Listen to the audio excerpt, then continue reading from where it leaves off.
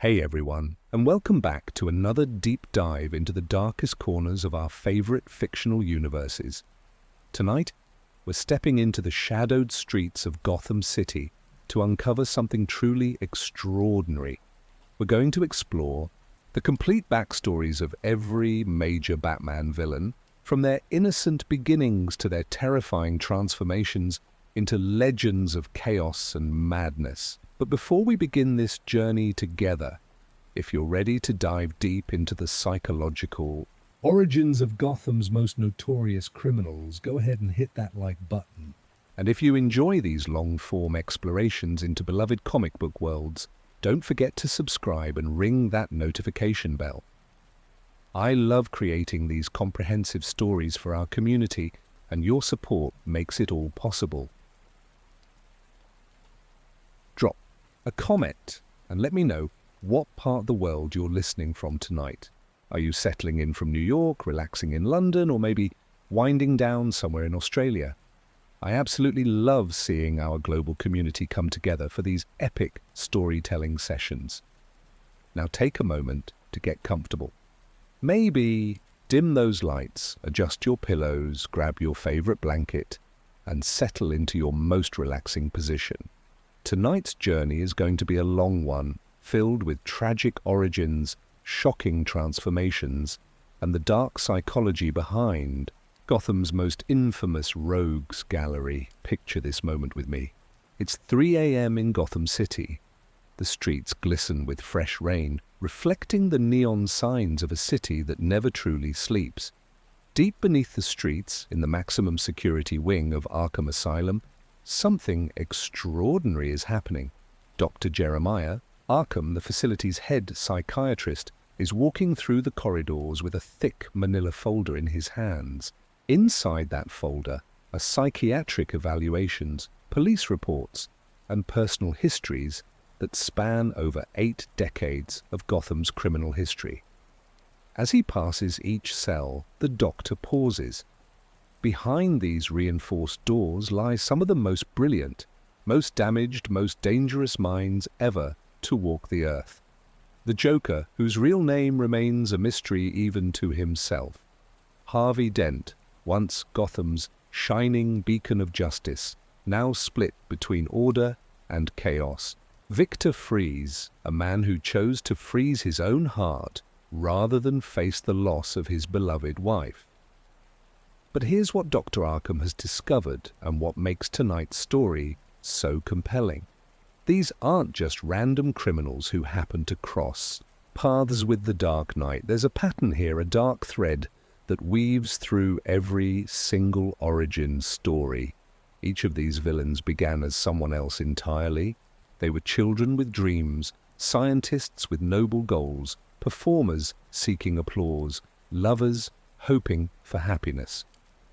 The question that haunts Dr. Arkham, and the mystery we'll unravel together tonight, is this. What is it about Gotham City that transforms hope into horror? Is it the city itself, cursed by some ancient darkness? Is it the presence of Batman that escalates ordinary criminals into theatrical nightmares?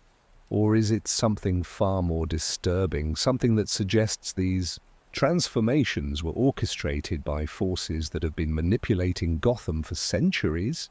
Tonight, we're going to discover how a failed comedian's worst day became everyone else's nightmare. How a district attorney's faith in justice died in a courtroom explosion. How a brilliant scientist's love story became a frozen wasteland of revenge. How a psychiatrist's compassion turned into obsessive madness. And how these individual tragedies are all connected by threads of manipulation, conspiracy, and an ancient evil that has been feeding off Gotham's suffering for generations. But there's something else, something Dr. Arkham found in those files, that changed everything he thought he knew about Batman's rogues gallery. A revelation so shocking that it questions whether any of these villains ever had a choice in their transformation, or whether they were always destined to become the monsters they are today.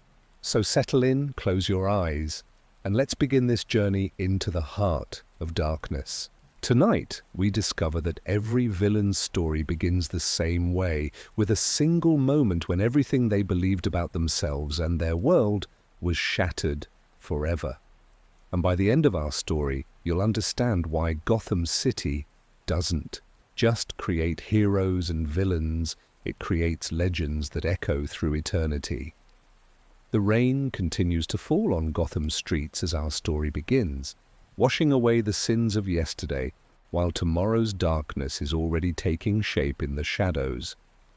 The year is 2024 and Gotham City stands as it always has, a sprawling metropolis caught between the gleaming towers of its financial district and the crumbling tenements of its forgotten neighborhoods. Gothic architecture reaches toward perpetually overcast skies, while gargoyles and stone angels watch over streets that have witnessed 8 decades of extraordinary crime and punishment. You are Dr. Elena Vasquez, a criminal psychologist who has just been granted unprecedented access to the Arkham Asylum archives. After months of paperwork and security clearances, you've been chosen to conduct the most comprehensive study ever attempted on Batman's rogues gallery. Your mission is to understand not just what these villains became, but who they were before their transformations, and more importantly, why Gotham City seems to create more costumed criminals than anywhere else on Earth. Your guide through this labyrinth of madness and tragedy is Dr. Jeremiah Arkham himself, the asylum's chief psychiatrist and great-nephew of the facility's founder, Amadeus Arkham. Dr. Arkham is a tall, thin man in his 50s with greying hair and eyes that have seen too much suffering.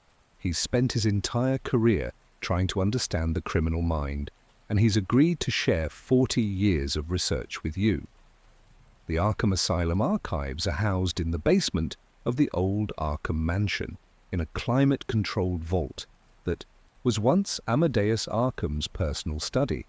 The walls are lined with file cabinets containing thousands of case files, psychiatric evaluations, police reports, and personal effects collected from crime scenes spanning from 1940 to the present day.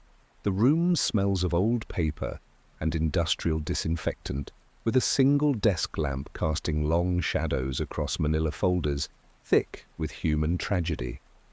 Dr. Arkham pulls out a chair for you at the central table, where he's arranged dozens of files, in chronological order. Each folder represents not just a criminal case, but a human life that took a dark turn. Some folders are thin, containing only basic arrest records and mugshots. Others are inches thick, stuffed with newspaper clippings, psychological profiles, court transcripts, and even personal letters written by the criminals themselves during their lucid moments. As you settle into your chair, Dr. Arkham pours 2 cups of coffee from a thermos he's brought down from his office. The asylum is quiet at this hour, with most inmates sedated for the night and only essential staff on duty.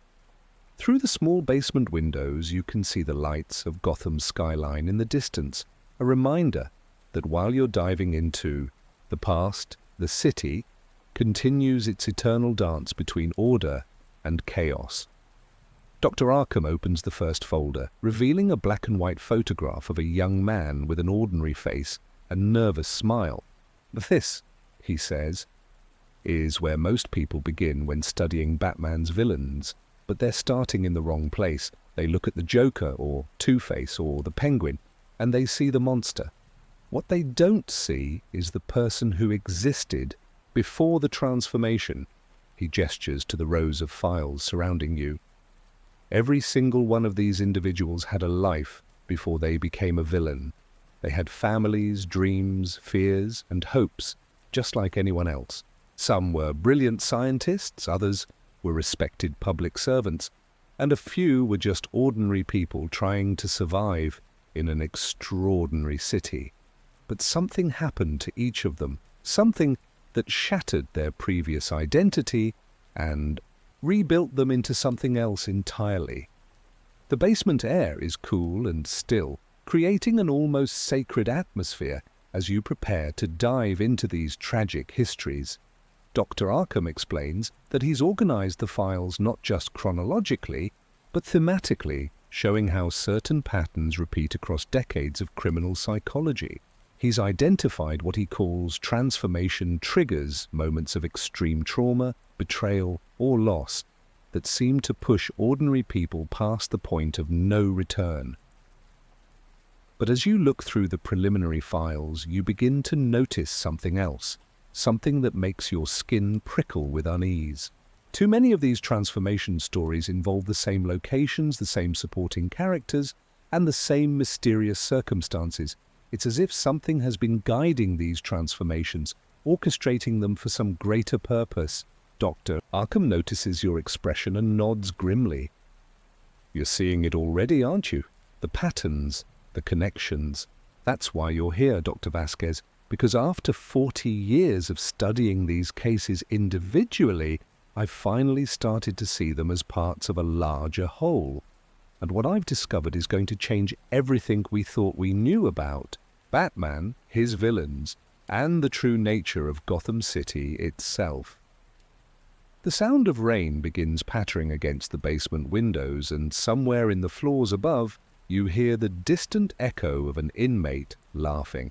It's time to begin your journey into the darkest chapters of human psychology, to understand how ordinary people become extraordinary monsters, and to uncover the hidden forces that have been shaping Gotham's destiny for far longer than anyone imagined. Your first case file awaits, and with it, the beginning of a revelation that will forever change how you see the eternal war between Batman and his rogues gallery. Dr. Arkham's weathered hands open the first thick file with deliberate care, and immediately you're confronted with multiple photographs of the same man, yet somehow they look like completely different people. The first shows a nervous comedian in an ill-fitting red suit, practicing his routine in front of a cracked mirror. The second captures a chemical plant worker in a red hood, moments before everything went wrong. The third reveals the pale, grinning face that would haunt Gotham for decades to come. The Joker, Dr. Arkham begins, his voice carrying the weight of years spent trying to understand the incomprehensible. 3 different origin stories, all documented, all contradictory, yet all somehow true.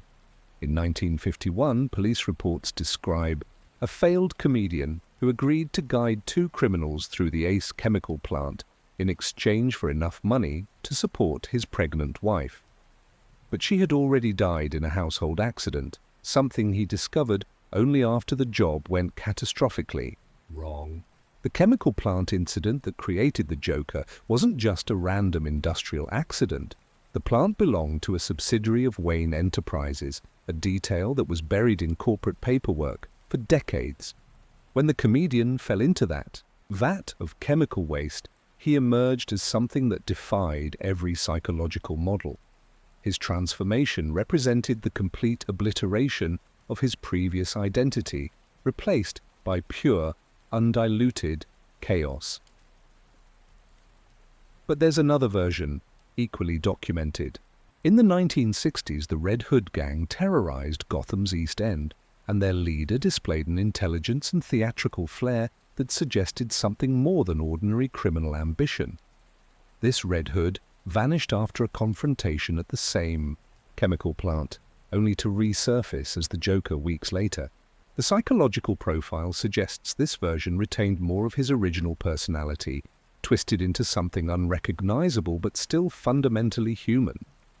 The third origin story emerged from Joker's own confessions during his rare lucid moments. He claims to remember being a laboratory assistant who volunteered for experimental procedures, driven by a desperate need to prove his worth to a world that constantly rejected him. The experiments conducted in the basement of Gotham University's psychology department were designed to map the relationship between trauma and personality dissolution. As you examine these conflicting accounts, Dr. Arkham points to a pattern that would repeat throughout Gotham's criminal history. Notice how each version involves a moment of complete identity destruction. followed by rebirth into something that serves a larger narrative purpose. It's almost as if Gotham itself requires these transformations to maintain some kind of psychological balance. The next file contains the early history of Harvey Dent, and here the documentation is heartbreakingly thorough. Born in 1965 to Christopher Dent, a violent alcoholic who used a double-headed coin to decide whether to beat his son on any given day, Harvey learned early that justice was arbitrary and cruel. His father would flip the coin, and Harvey would either experience a normal evening or endure hours of psychological and physical abuse. Despite this traumatic childhood, Harvey channeled his obsession with duality into a legal career that seemed destined for greatness. As Gotham's youngest district attorney, he developed an unprecedented 95% conviction rate, earning him the nickname Two-Face from criminals who felt he was two-faced in his relentless pursuit of justice. The irony of this nickname would become tragically prophetic. Harvey's transformation began during the trial of Salvatore Moroni in 1995. The crime boss had been charged with multiple murders, and Harvey was confident he had an airtight case. But Moroni had smuggled acid into the courtroom, concealed in a fake bandage on his hand. When Harvey approached the witness stand for his closing argument, Moroni hurled the acid directly at his face. The physical scarring was severe, destroying the left side of his face and leaving him permanently disfigured. But the psychological damage went deeper. The attack shattered Harvey's faith in the justice system he had served so faithfully. If the law couldn't protect him in its own courthouse, how could it protect anyone? The man who had dedicated his life to eliminating chance and chaos from the legal system became obsessed with leaving everything to the flip of a coin. But there's a detail in Harvey's medical records that Dr. Arkham finds particularly disturbing. The acid that scarred him contained traces of chemicals that matched those found at the Ace Chemical plant. The same facility that created the Joker had somehow provided the means for Harvey's transformation as well. Edward Nygma's file reveals a different kind of tragedy, one rooted in intellectual isolation rather than physical trauma. Born to emotionally distant parents who viewed his extraordinary intelligence as more burden than gift, Edward sought validation. Through increasingly elaborate puzzles and riddles, his teachers at Gotham Elementary reported that he would often complete entire weeks of coursework in a single day, then spend the remaining time creating complex word games that none of his classmates could solve. The pattern continued through his academic career at Gotham University, where he earned degrees in engineering, computer science, and criminal psychology. But instead of finding acceptance in the academic world, Edward encountered the same dismissive attitudes that had plagued his childhood. His dissertation on the psychology of superior intelligence in social isolation was rejected by his committee, who found his theories about intellectual supremacy disturbing and potentially dangerous. Edward's transformation into the Riddler wasn't the result of a single traumatic event, but rather the slow accumulation of a lifetime of rejection and misunderstanding. His first crime in 1998 was actually an attempt to prove his intellectual superiority to the academic community that had spurned him.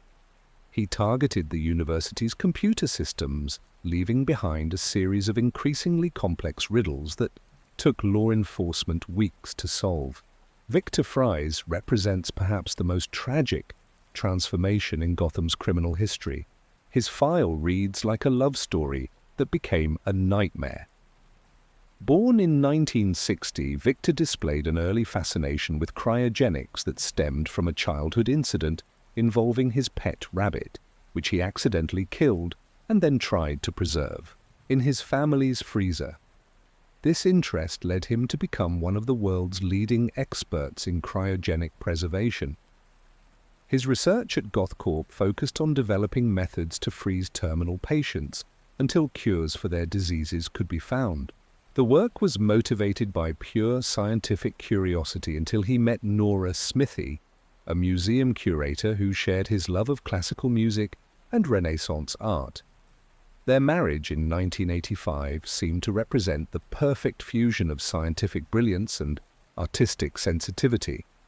But Nora's diagnosis with Huntington's disease changed everything.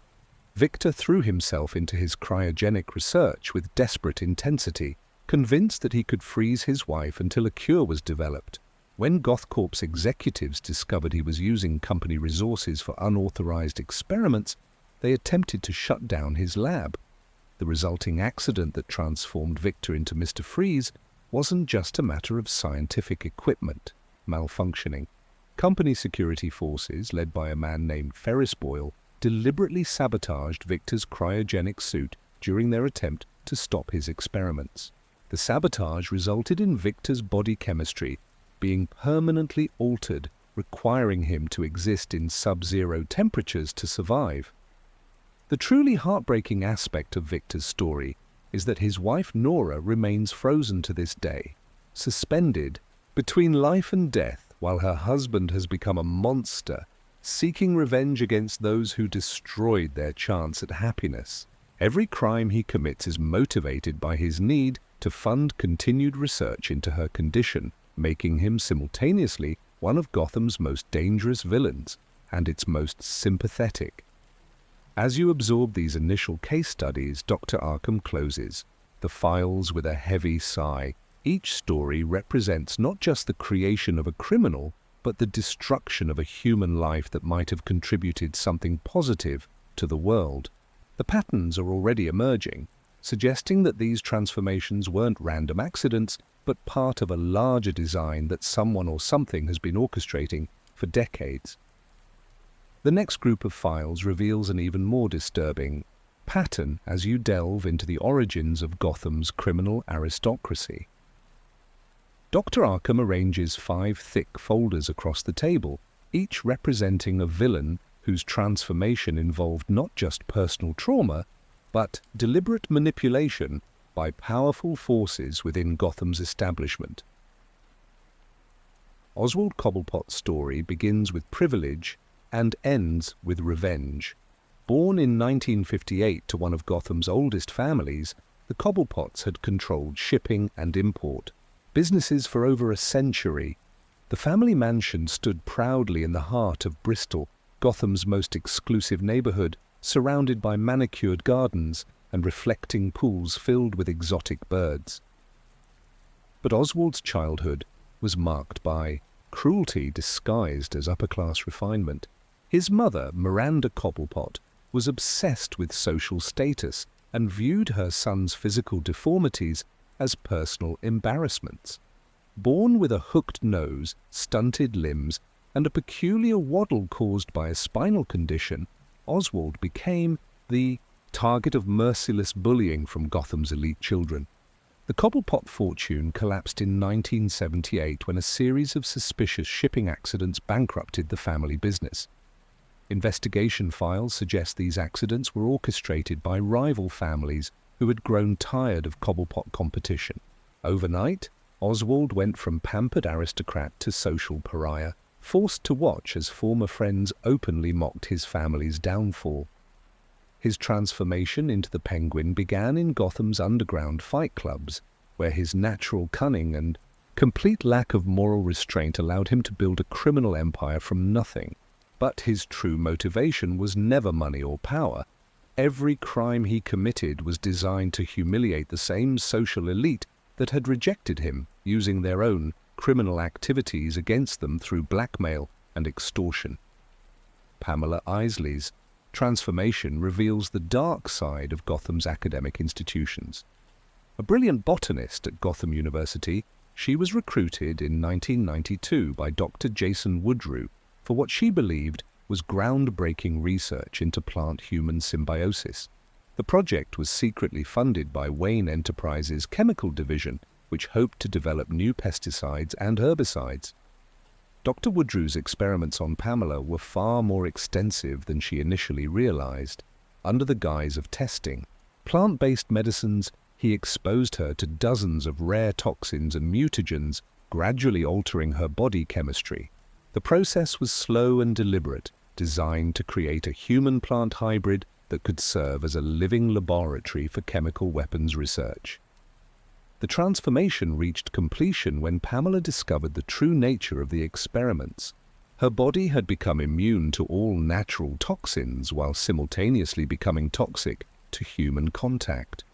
Her skin could produce deadly chemicals at will, and her connection to plant life had become so complete that she could sense the health vegetation for miles around Gotham.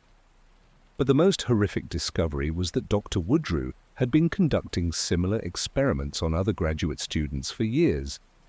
Pamela found files documenting dozens of test subjects who had died or disappeared during previous research phases. Her transformation into poison ivy was motivated as much by revenge against those who had violated her trust as by her newfound ecological awareness. Selina Kyle's origins trace back to Gotham's East End, where survival required skills that would later serve her well as Catwoman. Orphaned at age 12 when her mother died of suicide and her father abandoned the family, Selina learned to navigate the dangerous streets of Gotham's poorest neighborhood. Her first theft occurred out of pure necessity. Starving and homeless, she broke into a pet store to steal cat food, planning to eat it herself. Instead, she found herself surrounded by cats that had been abandoned or abused by their previous owners. The connection she felt with these discarded creatures became the foundation of her adult identity. Selina's evolution into Catwoman wasn't driven by greed or thrill-seeking, as many assumed, but by a compulsive need to rescue those who couldn't rescue themselves. Her targets were always wealthy individuals who had gained their fortunes through exploitation or corruption. She redistributed stolen goods to organizations caring for abandoned animals and homeless children, creating a modern version of Robin Hood with a feline twist. Jonathan Crane's transformation into the Scarecrow represents perhaps the most calculated villain origin in Gotham's history. A psychology professor at Gotham University, Crane specialized in phobia research, particularly the relationship between childhood trauma and adult fear responses. His own childhood had been marked by systematic psychological abuse from his grandmother, Amanda Crane, who used fear as a tool of control. She would lock young Jonathan in a closet filled with dead birds and spiders, telling him that this was God's punishment for his sins. These experiences created a mind that understood fear as the ultimate weapon of power and control.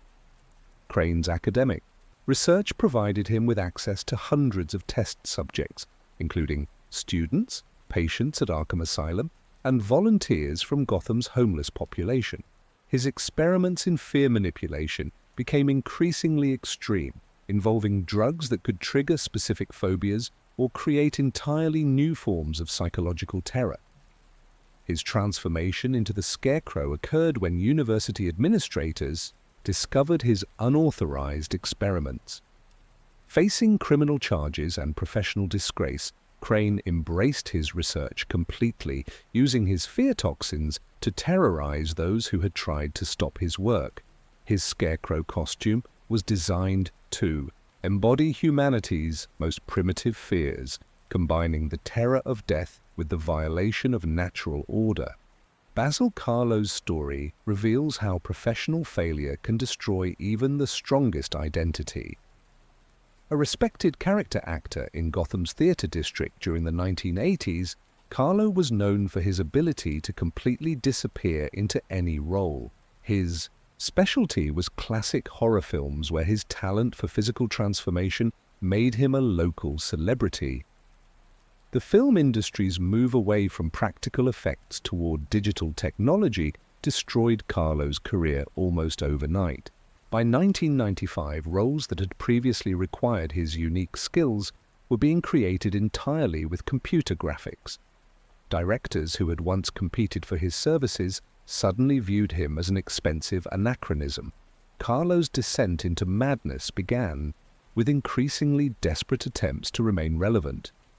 He started using experimental makeup techniques that permanently altered his facial structure, eventually progressing to illegal surgical procedures that left him barely recognizable. The final transformation occurred when he volunteered for experimental treatments using a clay-like substance that promised to give him unlimited shape-changing abilities. The substance, later identified as a byproduct of the same chemical waste that created the Joker, granted Carlo his wish while destroying his original identity completely. As Clayface, he could become anyone, but in doing so he lost all sense of who he had originally been. As these files accumulate before you, the pattern becomes impossible to ignore. Each transformation involved institutions that should have protected these individuals but instead exploited or betrayed them. Universities, corporations, social establishments, and even family structures all played roles in creating Gotham's monsters. Dr. Arkham notices your growing unease and nods grimly. The surface explanations for these transformations are tragic enough, but they're only the beginning of a much larger and more disturbing truth about the forces that have been shaping Gotham's destiny for far longer than anyone suspected. After examining these initial case files, a pattern seems to emerge that offers a deceptively simple explanation for Gotham's unusual concentration of costumed criminals. Dr. Arkham leans back in his chair, watching your reaction as you process the information spread across the table. Most researchers reach the same conclusion at this point, he says quietly. They see the trauma, the accidents, the corporate conspiracies, and they think they understand what's happening. They conclude that Gotham is simply an unusually corrupt East City, where powerful institutions prey on vulnerable individuals, creating criminals as an inevitable byproduct of systemic failure. This explanation feels satisfying at first glance. The evidence supports a narrative of urban decay, where legitimate businesses like GothCorp and Wayne Enterprises pursue profit at any cost, universities exploit students for unauthorized research, and social institutions abandon those who need protection most. It's a story that fits comfortably within existing frameworks of corporate malfeasance and governmental incompetence. The timeline appears to support this theory as well. Most of these transformations occurred during periods of significant economic upheaval in Gotham. The 1990s saw massive layoffs in traditional industries, forcing desperate people to accept dangerous employment or participate in risky experiments. Corporate deregulation allowed companies to pursue research that would have been prohibited in earlier decades. But as you continue examining the files, subtle inconsistencies begin to emerge that suggest this surface explanation is incomplete. Dr. Arkham opens another folder, revealing Harvey Dent's complete medical records from the acid attack that transformed him into Two-Face. The attack occurred on October 31, 1995, during Salvatore Moroni's trial for multiple homicides.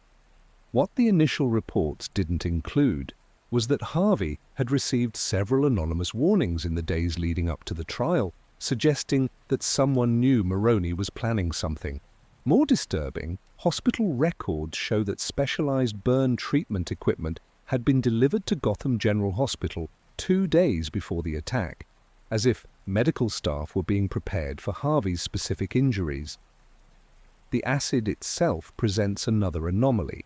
Chemical analysis revealed it wasn't a common industrial acid that Moroni might have easily obtained, but a specialized compound that would cause maximum disfigurement while ensuring the victim's survival.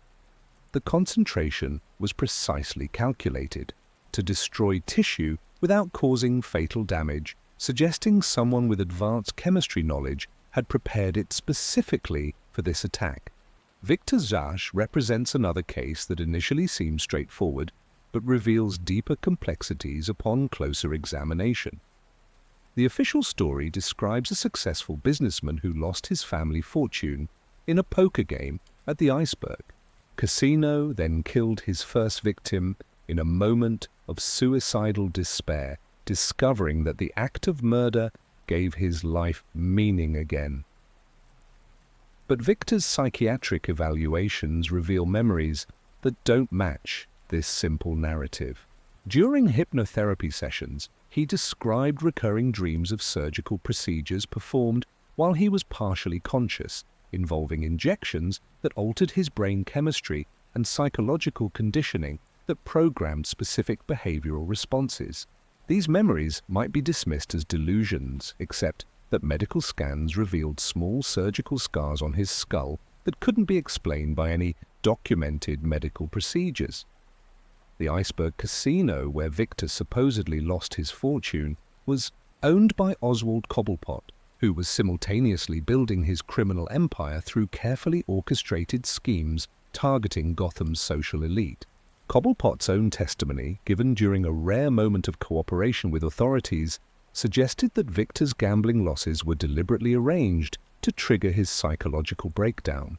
Ra's al Ghul's presence in Gotham during this period adds another layer of complexity to these apparently separate transformations. Ancient documents recovered from League of Assassins strongholds describe a centuries-long project to identify and cultivate individuals with the psychological profiles necessary to serve larger purposes in what Raz called the cleansing of human civilization. These documents specifically mention Gotham as a focal point of transformation, where ordinary humans could be converted into instruments of necessary chaos. The League had been operating in Gotham since the 1800s, carefully identifying individuals whose personal traumas and psychological vulnerabilities made them suitable candidates for controlled transformation into agents of disruption. The timing of Ra's al Ghul's documented appearances in Gotham correlates almost perfectly with the major villain transformations. He was present in the city during the weeks before the Joker's chemical plant accident, Harvey Dent's acid attack, Victor Fry's laboratory sabotage, and Pamela Isley's experimental treatments. Each time, he appeared to be conducting what he termed agricultural work, planting seeds that would grow into the chaos necessary for his environmental purification goals. But even this expanded conspiracy theory feels incomplete as you examine the evidence more carefully. The League of Assassins operated with surgical precision, carefully planning each intervention to achieve specific outcomes. The transformations in Gotham show a level of complexity and interconnection that suggests something even more sophisticated than Ra's al Ghul's ancient organization. Dr. Arkham pulls out a map of Gotham that's covered with colored pins, marking the locations where various villain transformations occurred. The pattern that emerges isn't random or even strategically planned. Instead, the locations form geometric patterns that correspond to ley lines and energy fields that some researchers believe influence human behavior and consciousness. This is where most investigators give up, Dr. Arkham explains, pointing to the complex web of connections between locations, dates, and transformation events. The evidence suggests coordination on a scale that goes beyond any single organization or conspiracy. It implies planning that spans not just years or decades, but centuries. The uncomfortable truth beginning to emerge is that these transformations weren't accidents, business failures, or even targeted attacks by criminal organizations. They appear to be carefully orchestrated events designed to create specific types of chaos that serve a purpose none of the participants understand. Each villain was selected, prepared, and triggered to fulfill a role in a larger design that treats human lives as expendable components in some vast machine. But who or what could orchestrate something this complex? And why would they choose Gotham as the focal point for this systematic creation of costumed criminals? The answers to these questions lie buried deeper in the archives, in files that deal with Gotham's history long before Batman appeared to give these villains a worthy adversary. As midnight approaches and the asylum grows quieter around you, Dr. Arkham prepares to reveal evidence that will shatter even this expanded understanding of Gotham's criminal transformations. The truth is far stranger and more disturbing than simple corporate conspiracies or even ancient secret societies. It involves forces that have been shaping human destiny since before recorded history, and Gotham City is just their latest experiment in the systematic cultivation of chaos. Dr. Arkham guides you into the restricted section of the archives where files dating back to Gotham's founding are stored in climate-controlled cases. The atmosphere here feels different, heavier somehow, as if the weight of centuries presses down upon these forgotten documents. Here lie the stories of villains, whose transformations required not just personal trauma, but encounters with forces that exist outside normal human experience. Jervis Tetch's transformation into the Mad Hatter represents one of the most psychologically complex cases in Gotham's criminal history. Born in 1963 to British immigrants who settled in Gotham's literature district, Jervis displayed an obsession with Lewis Carroll's Alice stories from early childhood. His parents, both professors at Gotham University's English department, initially encouraged what they saw as a sophisticated literary interest. But Jervis's fascination went far beyond normal childhood fixation. He memorized every word of both Alice books by age 7 and began incorporating their themes into his daily life with disturbing intensity. His doctoral dissertation in neuroscience focused on cognitive manipulation through narrative suggestion, exploring how storytelling could be used to alter brain chemistry and behavior patterns.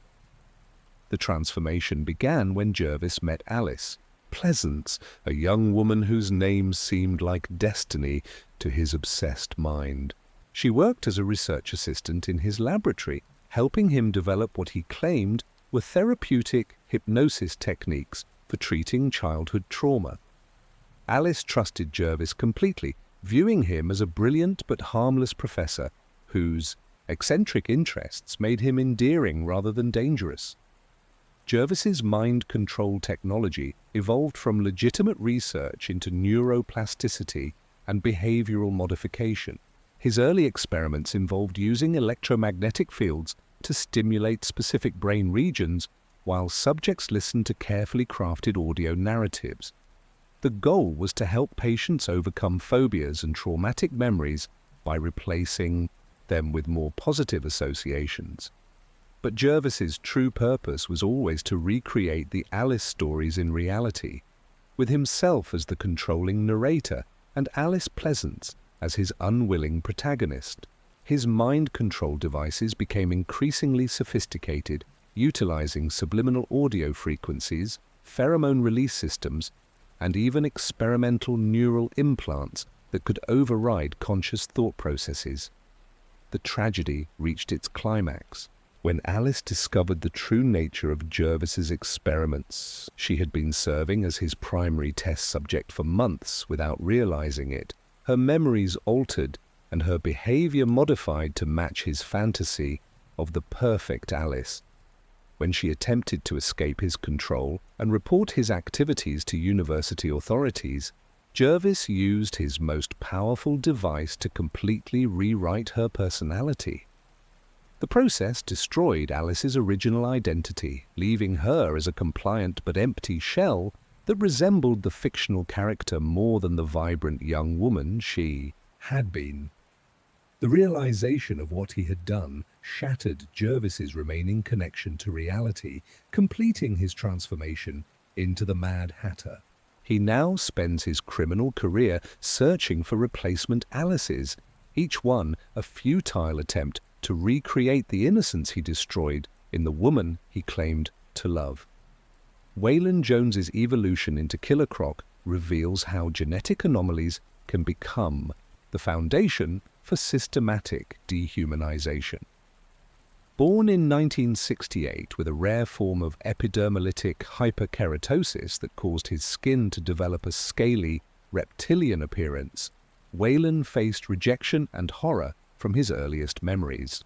His mother abandoned him at age 5, unable to cope with caring for a child whose appearance frightened even medical professionals. Raised in Gotham's foster care system, Waylon experienced abuse that went beyond normal childhood trauma. Foster families viewed him as less than human, often confining him to basements or attics to hide his existence from neighbors. Social workers documented cases where he was fed scraps like an animal and denied basic medical care because his condition made caregivers uncomfortable.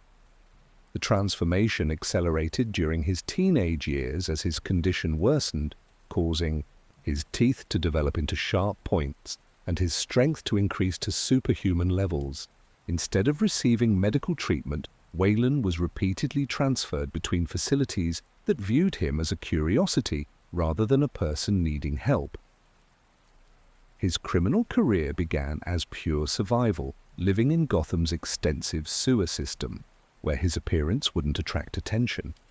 The underground environment suited his altered physiology, and he discovered that his condition continued evolving, making him stronger and more resilient, but also more isolated from normal human society.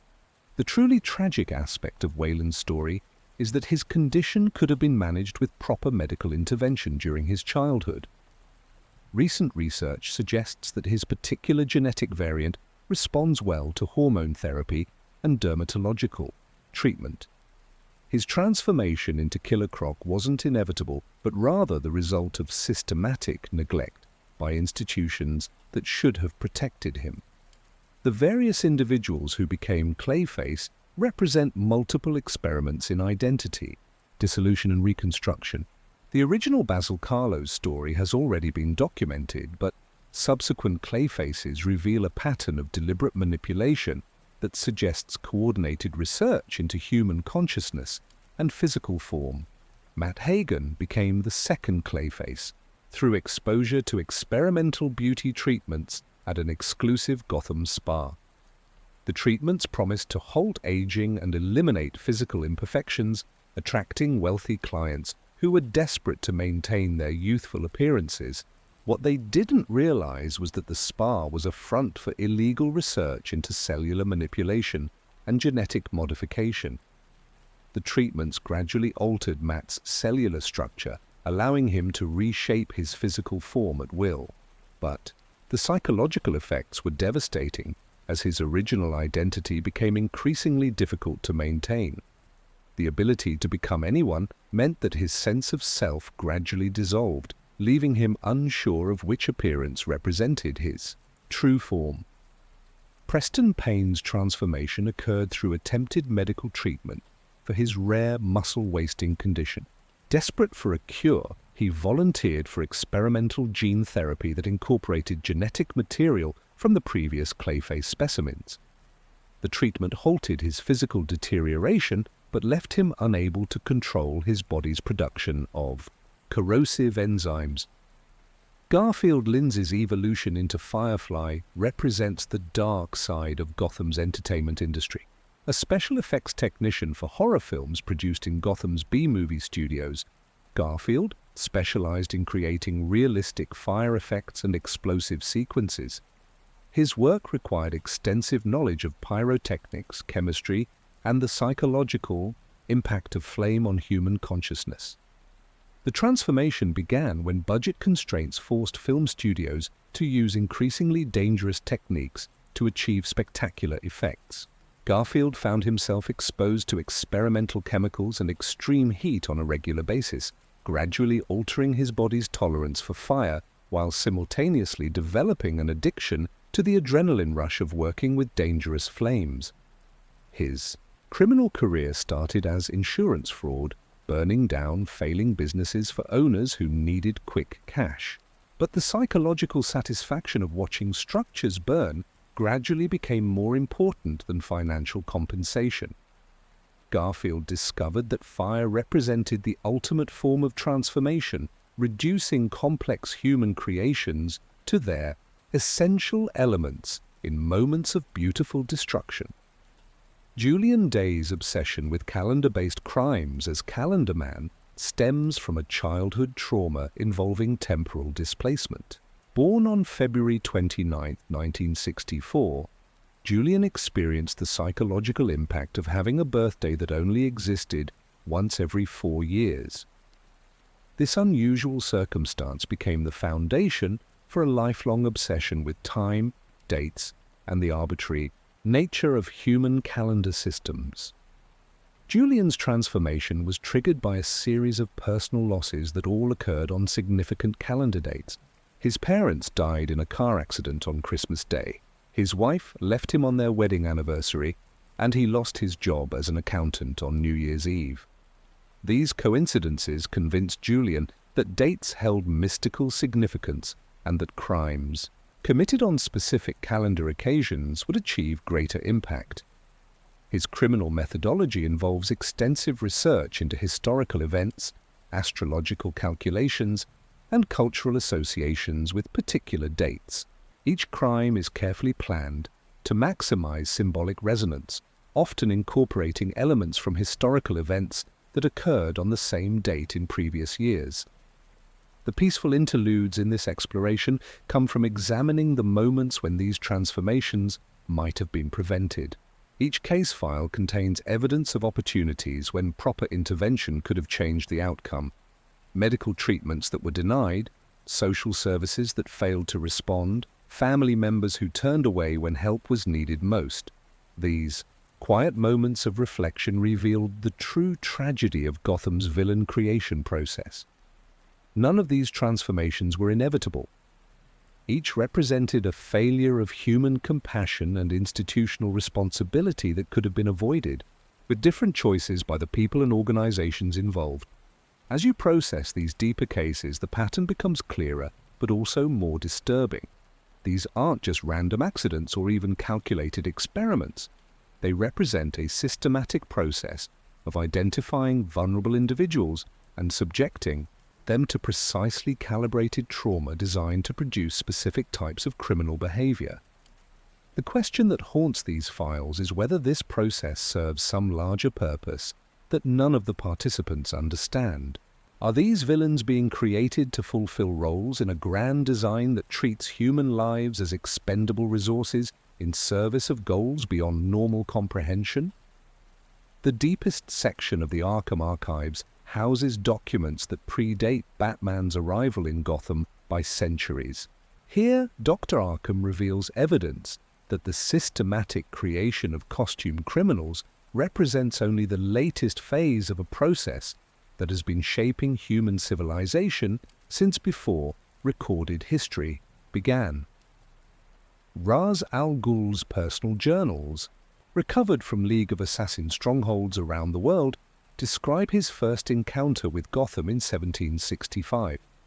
At that time, the area was inhabited by the Miagani tribe, who considered the region sacred ground, where the boundary between the physical and spiritual worlds remained thin. The tribal shamans spoke of ancient entities that fed on human suffering and used that energy to influence the course of historical events. Raz initially dismissed these beliefs as primitive superstition, but his investigations revealed geological anomalies beneath Gotham that defied scientific explanation. Underground caverns formed perfect geometric patterns that seemed designed to focus and amplify certain types of electromagnetic energy. The tribal elders claimed these formations were created by beings they called the First Ones, entities that existed before human consciousness evolved and viewed humanity as raw material for their own incomprehensible purposes. The League of Assassins established their first North American stronghold in Gotham specifically to study these phenomena. Rays discovered that the underground energy patterns corresponded to locations where unusual numbers of violent deaths occurred throughout history. Areas that would later become crime scenes for Batman's most notorious villains had been sites of murder, suicide, and psychological breakdown for generations before costumed criminals appeared. Ra's al Ghul's journals describe experiments conducted during the Revolutionary War period where League operatives deliberately triggered traumatic events at specific locations to test their theories about Gotham's unusual properties. They found that traumatic experiences occurring at certain coordinates produced psychological changes in survivors that lasted for generations, passed down through family lines like genetic inheritance. The eco-terrorist aspects of Ra's al Ghul's Philosophy developed from these early observations of Gotham's effects on human behavior.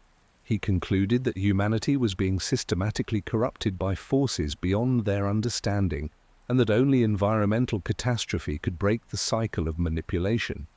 His centuries of crime were motivated by a desire to save humanity from itself, even if the cure required the death of billions. But Raz's own transformation into an immortal eco-terrorist suggests that even he became a victim of the same forces he sought to understand. His use of Lazarus pits to extend his life created a psychological dependence that gradually altered his moral perspective, making him capable of viewing mass murder as environmental protection. The very process that allowed him to fight these ancient influences also made him susceptible to their corruption. The Court of Owls represents another attempt by human institutions to harness Gotham's unusual properties for their own purposes. Founded in 1778 by Gotham's wealthiest families, the court began as a legitimate business organization designed to coordinate development and maintain social order in the growing city. But their investigations into Gotham's history led them to the same conclusions that had drawn Ra's al Ghul's attention. Court documents describe their discovery of the Miagani burial grounds beneath what would become downtown Gotham. The graves contained artifacts suggesting the tribal shamans had developed techniques for communicating with the entities they called the First Ones. These artifacts included metallic objects that seemed to be made from materials not found on Earth, covered with symbols that caused psychological discomfort in anyone who studied them too closely. The court's transformation into a secret society controlling Gotham from the shadows occurred when they attempted to use these artifacts to gain power over the city's development. The process required human sacrifices conducted at specific locations during certain astronomical alignments, gradually turning the court members into something less than human themselves. Their creation of the Talons represents the ultimate expression of their corruption. These assassins were created through a process that combined the Miagani spiritual techniques with modern biochemistry, producing warriors who retained their combat skills after death but lost all traces of individual personality. The Talons serve as perfect weapons because they no longer possess the human qualities that might cause them to question their orders. Solomon Grundy's recurring resurrections in Slaughter Swamp reveal another aspect of Gotham's supernatural influence on human consciousness. Cyrus Gold's original murder in 1894 occurred at a location that had been used for ritual killings by both the Miagani tribe and later by Court of Owls initiations. His body absorbed centuries of accumulated spiritual energy, causing his consciousness to become trapped in a cycle of death and resurrection that reflects the eternal nature of the forces that created him. Each time Grundy returns from death, his personality reflects the dominant emotional energy present in Gotham at that moment. During periods of high crime, he becomes more violent and destructive. When the city experiences relative peace, his resurrections are gentler and more confused. This suggests that Grundy serves as a kind of spiritual barometer, reflecting the overall psychological health of Gotham's population. Vandal Savage's interactions with Gotham span millennia, providing the longest historical perspective on the city's unusual properties. As an immortal caveman who has witnessed the entire course of human civilization, Savage recognizes Gotham as one of several locations worldwide where the boundary between dimensions remains unstable. Savage's journals describe encounters with entities that exist partially outside normal space-time, capable of influencing human events while remaining largely invisible to those they manipulate. These beings feed on emotional energy generated by suffering, conflict, and transformation, explaining their apparent interest in creating dramatic changes in human consciousness. The systematic creation of Batman's Rogues Gallery represents the latest phase of a project that has been ongoing since before human civilization began. Each villain serves as a generator of specific types of emotional energy, their crimes and conflicts with Batman producing the psychic nourishment these entities require for their continued existence. This revelation reframes everything about Batman's war on crime. Rather than fighting random criminal activity, he has been drawn into a cosmic conflict where his greatest enemies serve purposes he doesn't understand. The theatrical nature of their crimes, the elaborate death traps, the compulsive need to explain their motivations, all these elements suggest that the villains themselves are being manipulated by forces that require human drama to achieve their goals. The ancient warning systems left by the Miagani shamans describe cycles of escalation that occur roughly every 80 to 100 years. Each cycle produces more powerful and destructive conflicts, gradually building toward a final confrontation that will either free humanity from this manipulation or complete their transformation into something that no longer resembles the species that originally inhabited Earth. The timing suggests that Batman's generation represents the culmination of this ancient process. The villains he faces are more powerful, more numerous, and more psychologically complex than any previous generation of criminals. Their conflicts with him generate unprecedented levels of emotional energy, feeding entities that grow stronger with each dramatic confrontation. But the shamanic warnings also describe the possibility of breaking this cycle through understanding and conscious resistance. The key lies in recognizing that individual human consciousness possesses the power to resist manipulation when properly focused and supported by genuine community bonds. The peaceful moments in this historical exploration come from evidence of times when humans successfully resisted these influences. Periods when Gotham experienced relative peace and prosperity, when communities supported their most vulnerable members, when institutional leaders chose compassion over profit, all represent victories in a war that most participants never realized they were fighting. These glimpses of hope suggest that the systematic creation of Batman's villains isn't inevitable, but rather represents humanity's failure to recognize and address the forces that seek to corrupt them. The true battle isn't between individual heroes and villains, but between conscious choice and unconscious manipulation on a scale that encompasses the entire species. The weight of centuries presses down upon you as Dr. Arkham opens the most restricted files in the entire archive. These documents reveal connections between Batman's villains that go beyond shared trauma or coordinated manipulation, suggesting that their transformations were designed to create a specific type of psychological ecosystem within Gotham City. The Red Hood legacy represents the clearest example of how individual identities can be systematically erased and replaced with archetypal roles that serve larger purposes. The original Red Hood gang operated in Gotham during the 1940s, but police records show that the Red Hood identity predates even this criminal organization by several decades. Archaeological evidence from Gotham's underground construction projects has uncovered Red Hood-like artifacts dating back to the Miagani period, suggesting that this particular symbol held spiritual significance for the original inhabitants.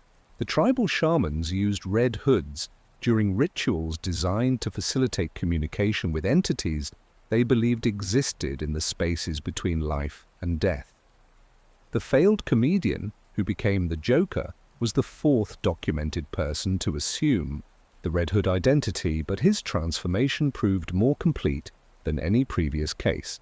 Unlike his predecessors, who retained some vestige of their original personalities, the chemical bath that created the Joker appears to have dissolved his previous identity entirely, leaving only the archetypal role of chaos and unpredictability. But the most disturbing revelation concerns Jason Todd's resurrection and assumption of the Red Hood identity decades later. Medical records from his death and subsequent revival reveal that his brain activity during the period between death and resurrection showed patterns consistent with external consciousness manipulation. Someone or something guided his return to life and influenced his decision to adopt the Red Hood persona. Jason's memories of his time in the Lazarus Pit describe encounters with entities that claimed to be representatives of forces that had been guiding Gotham's development for centuries. They offered him the choice between peaceful death and return to life with a mission to complete the work begun by previous Red Hoods. His acceptance of this bargain bound him to the same archetypal role that had consumed his predecessors. Dr. Jonathan Crane's evolution into the Scarecrow reveals how academic research can be corrupted to serve purposes beyond human understanding. His grandmother Amanda Crane wasn't simply an abusive religious fanatic, but rather a member of a cult that had been active in Gotham since the 1800s. The cult believed that fear represented the most pure form of spiritual energy and conducted rituals designed to harvest and concentrate this energy for their own purposes. Jonathan's childhood experiences weren't random abuse, but systematic conditioning designed to create an individual capable of generating fear on an unprecedented scale. His academic research into phobia and terror provided the scientific framework necessary to weaponize the spiritual techniques his grandmother's cult had developed through generations of experimentation. The fear toxins that Scarecrow developed weren't entirely his own invention. Chemical analysis reveals compounds that match substances found in artifacts recovered from Miagani burial sites, suggesting that his research was guided toward rediscovering formulas that had been used by the original inhabitants of Gotham. His transformation into the Scarecrow completed a process that began in his childhood and was designed to resurrect ancient techniques for manipulating human consciousness through controlled terror. Victor Freeze's tragedy reveals how love itself can be weaponized to create the emotional energy these entities require. Nora's terminal illness wasn't a random genetic condition, but rather the result of exposure to environmental toxins that had been deliberately introduced into Gotham's water supply during the 1970s. The same compounds that caused her Huntington's disease also affected dozens of other women in her generation, creating a pool of potential victims whose suffering would motivate their loved ones toward extreme actions. Victor's transformation into Mr. Freeze wasn't just the result of a laboratory accident, but rather the culmination of a process designed to create an individual capable of literally freezing human emotion. His crimes generate a specific type of psychological energy through their combination of brilliant planning, ruthless execution, and underlying tragedy that makes observers simultaneously fear and pity him. The cryogenic technology that sustains Victor's altered physiology incorporates elements that shouldn't exist according to current scientific understanding. Analysis of his suit reveals materials with properties that suggest they were manufactured using techniques beyond current human capability. This technology may have been provided to ensure his transformation would be permanent and irreversible. Harvey Dent's transformation into Two-Face represents perhaps the most symbolic of all villain origins, embodying the fundamental duality that appears to drive all of these systematic transformations. His father Christopher Dent's use of a coin to determine whether to abuse his son wasn't a random quirk of mental illness, but rather a practice that had been passed down through his family for generations. Family genealogy records reveal that the Dent lineage includes several individuals who played crucial roles in Gotham's development during the 19th and early 20th centuries. Many of these ancestors displayed the same obsession with duality and chance that would later manifest in Harvey, suggesting that certain family lines have been selectively influenced to produce individuals with specific psychological profiles. The Fixa acid attack that scarred Harvey wasn't a spontaneous act of revenge by Salvatore Maroni, but rather a carefully orchestrated event designed to trigger his transformation at a specific moment in Gotham's criminal evolution. Maroni's own psychological profile suggests that he was as much a victim of manipulation as Harvey, driven by implanted compulsions to commit an act that would serve purposes beyond his understanding. The moral complexity of these revelations extends beyond individual cases to encompass the entire framework of heroism and villainy in Gotham. If these transformations were orchestrated by forces seeking to generate specific types of emotional energy, then Batman's role as their opponent may also be part of the same design. Bruce Wayne's trauma-driven transformation into Batman displays many of the same characteristics as the villain origins, including systematic childhood conditioning, exposure to transformative experiences at crucial developmental moments, and the adoption of an archetypal identity that serves purposes beyond individual choice. His parents' murder may not have been a random crime, but rather a precisely timed event designed to create the specific type of hero these villains would require as their adversary. The relationship dynamics between Batman and his rogues gallery generate unprecedented levels of emotional intensity through their combination of intellectual challenge, physical conflict, and moral complexity. Each confrontation produces psychic energy that feeds entities whose hunger for such nourishment has been growing for centuries. This revelation reframes the entire concept of heroism in Gotham. Rather than representing pure moral choice, Batman's war against crime may represent his unconscious participation in a system designed to generate the exact type of conflict these entities require for their continued existence. His greatest victories against crime coincide with periods of increased villain activity, suggesting that success and failure in this context serve the same ultimate purpose. The therapeutic conversations between Batman and his villains during their brief periods of rehabilitation reveal moments of genuine human connection that seem to disrupt the normal patterns of conflict and recurrence. When these individuals glimpse their original personalities beneath the archetypal roles they've been conditioned to fulfill, their criminal behavior temporarily diminishes. But these moments of clarity are always temporary, as if external forces intervene to prevent lasting rehabilitation. The revolving door of Arkham Asylum isn't just a failure of the mental health system, but rather evidence that these transformations are actively maintained by entities that require their continued criminal activity. The files document several cases where villains appeared to be making genuine progress toward recovery, only to suffer mysterious relapses that returned them to their previous patterns of behavior. Medical records from these incidents show unusual brain activity patterns consistent with external mental influence, suggesting that their rehabilitation was deliberately sabotaged. As these revelations accumulate, the true scope of the manipulation becomes clear. Gotham City isn't just a place where unusual numbers of costumed criminals happen to operate, but rather a carefully constructed environment designed to generate specific types of human drama that serve purposes beyond anything the participants understand. Every major figure in this ongoing conflict, hero and villain alike, may be playing roles assigned to them by entities that view human consciousness as raw material for their own incomprehensible goals. Section 9. The hidden truth as dawn approaches. Outside the asylum windows, Dr. Arkham reveals the most closely guarded secrets in his collection.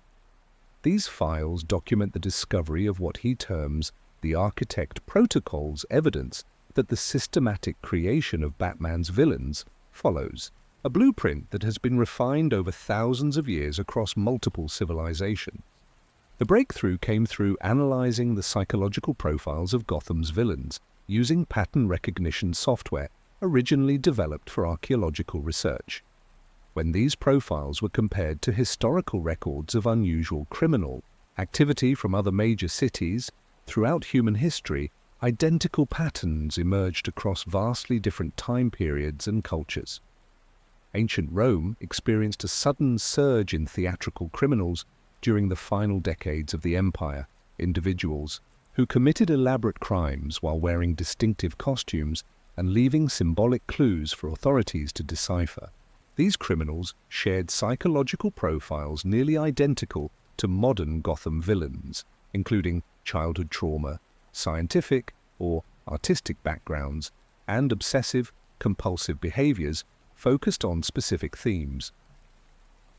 Medieval London saw the emergence of criminals who adopted archetypal identities based on folklore and religious symbolism. The Plague Doctor murders of 1348, the Jester's Rebellion of 1381, and the Alchemist Conspiracy of 1590 all involved individuals whose transformations followed patterns that would later be replicated in Gotham with extraordinary precision. Renaissance.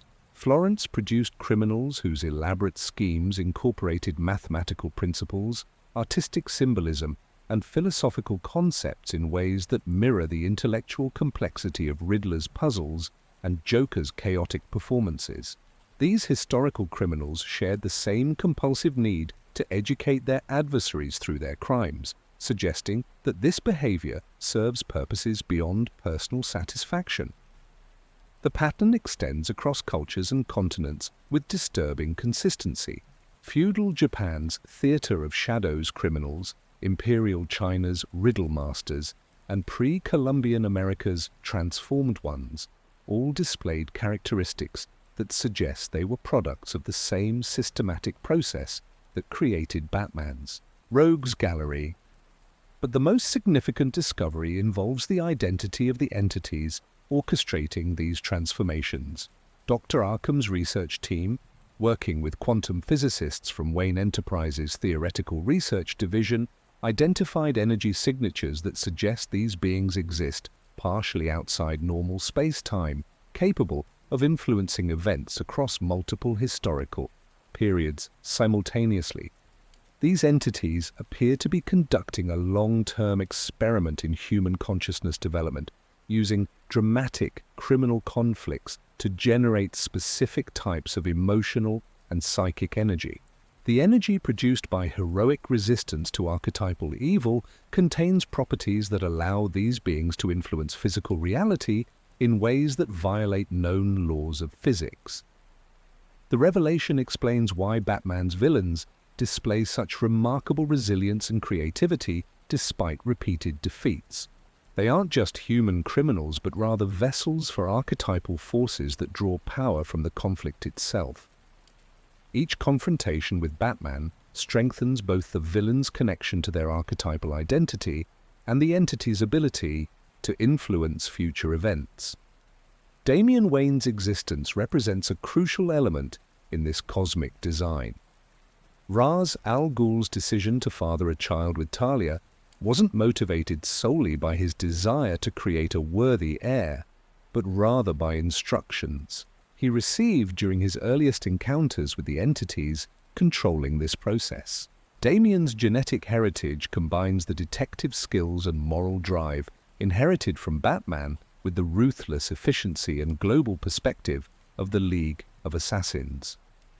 The child's accelerated development and training weren't just the result of Ra's al Ghul's pedagogical methods, but also reflected enhancement from the same forces that created the villains. Medical scans of Damian reveal neural patterns that suggest his consciousness operates on multiple levels simultaneously, allowing him to process information and make decisions at speeds that exceed normal human capability. Damian's role in the larger design appears to involve bridging the gap between Batman's generation of heroes and whatever comes next in the entity's evolutionary plan for human consciousness. His ability to understand both heroic and villainous perspectives without being fully corrupted by either suggests that he represents a new phase in their experiment. Thomas Eliot's transformation into Hush reveals how childhood friendships can be weaponized to create the most personally devastating conflicts. His relationship with Bruce Wayne wasn't a random childhood connection, but rather the result of systematic placement designed to create an adversary who would understand Batman's psychology better than any previous villain. The Elliot family's move to Gotham when Thomas was 8 years old wasn't motivated by his father's career opportunities, but rather by instructions delivered through channels that the family never consciously recognized. Mrs. Elliot's subsequent mental breakdown and Mr. Elliot's increasingly erratic behavior suggest that the entire family was subjected to psychological manipulation designed to create the optimal environment for Thomas's transformation. The surgical skills that make Hush such a formidable opponent weren't developed through normal medical training, but rather through access to knowledge that shouldn't exist within current human understanding. His ability to perfectly replicate facial features and even vocal patterns suggests that he has been enhanced with capabilities that transcend normal human limitations. Roman Sionis's evolution into Black Mask demonstrates how family trauma can be systematically amplified to create villains whose psychological profiles serve specific functions within the larger design. The Sionis family's wealth and social position weren't built through normal business success, but rather through their willingness to participate in activities that gradually corrupted their moral foundations. Roman's parents' death in the house. Fire wasn't a tragic accident, but rather the culmination of their involvement with entities that required their sacrifice to complete their son's transformation. The psychological trauma of discovering that his parents had voluntarily participated in their own destruction shattered Roman's remaining connection to normal human emotion. The obsidian mask that gives Black Mask his identity contains materials that shouldn't exist in nature, suggesting that it was provided by the same entities that orchestrated his transformation. The mask doesn't just conceal his identity, but actually alters his brain chemistry, allowing the archetypal forces controlling him to operate more directly through his consciousness. Arnold Wesker's relationship with Mr. Scarface represents the most explicit example of how these transformations involve the replacement of individual personality with archetypal programming. The ventriloquist dummy isn't just a prop for Wesker's dissociative identity disorder, but rather a focusing device that allows external entities to communicate directly through his consciousness. Psychological analysis of Wesker's condition reveals that his original personality has been almost completely suppressed, leaving only the minimal consciousness necessary to serve as a vehicle for the Scarface entity. This suggests that some transformations involve complete personality replacement rather than gradual corruption. The dummy itself contains electronic components that shouldn't be possible with current technology, including what appear to be quantum processing elements that exist in multiple dimensional states simultaneously. These components allow the Scarface personality to access information and capabilities that exceed anything Arnold Wesker could possess independently. The pattern of personality dissolution and archetypal replacement extends to several other villains, whose transformations involve the complete loss of their original identities. Clayface's ability to become anyone while losing track of his original form, Multiple Man's multiplication into separate consciousnesses, and even Joker's apparent inability to remember his own origin story all suggest that these transformations serve to create vessels for archetypal forces rather than simply corrupted humans. This revelation reframes the entire concept of rehabilitation for Batman's villains. Traditional psychological treatment assumes that original personality elements can be recovered and strengthened to overcome criminal impulses. But if these individuals have undergone complete archetypal replacement, then rehabilitation would require not just healing trauma, but actually evicting the entities that have taken control of their consciousness. The few documented cases of successful villain rehabilitation all involved interventions that disrupted the technological or supernatural elements facilitating these possessions. When Victor Fries was temporarily separated from his cryogenic suit, his original personality briefly reasserted itself. When Jervis Tetch's mind control devices were destroyed, he experienced moments of genuine remorse for his actions as the Mad Hatter. But these moments of clarity were always temporary, as if the entities possessing these individuals actively worked to restore their control once the disruption ended. The revolving door of Arkham Asylum reflects not just institutional failure, but active resistance to any genuine cure for these transformations. The implications extend beyond individual cases to encompass the entire structure of heroism and villainy in Gotham. If these conflicts serve to generate energy that these entities require for their continued existence, then Batman's greatest moral obligation may not be stopping crime, but rather finding ways to break the cycle that creates criminals in the first place. The ancient warning systems left by previous civilizations that encountered these entities describe methods for recognizing and resisting their influence. The key involves developing forms of human consciousness that generate the energy these beings require through cooperation and creativity rather than conflict and suffering. But implementing such solutions would require Batman to abandon his traditional approach to crime fighting and instead focus on addressing the systemic factors that make individuals vulnerable to these transformations. This would mean confronting not just individual criminals, but the institutional structures and social conditions that the entities use to identify and corrupt potential victims. Dr. Arkham's research has attracted the attention of individuals whose own experiences with Gotham's supernatural influences provide crucial insights into the true nature of the forces shaping the city's destiny. These allies represent the accumulation of wisdom gathered over decades of investigation into phenomena that most people refuse to acknowledge even exist. Detective Harvey Bullock's involvement began during his early years with the GCPD, when he noticed that certain crime scenes displayed characteristics that defied rational explanation. Equipment malfunctions at specific locations, witness testimony that changed between interviews without apparent cause, and evidence that seemed to relocate itself within secured storage facilities all suggested that normal investigative procedures were inadequate for understanding Gotham's criminal activity. Bullock's personal files, maintained separately from official police records, document over 300 cases where standard forensic analysis failed to explain the available evidence. These cases consistently involved locations that later became significant in Batman's conflicts with major villains, suggesting that the supernatural influences affecting these areas had been active long before costumed criminals appeared.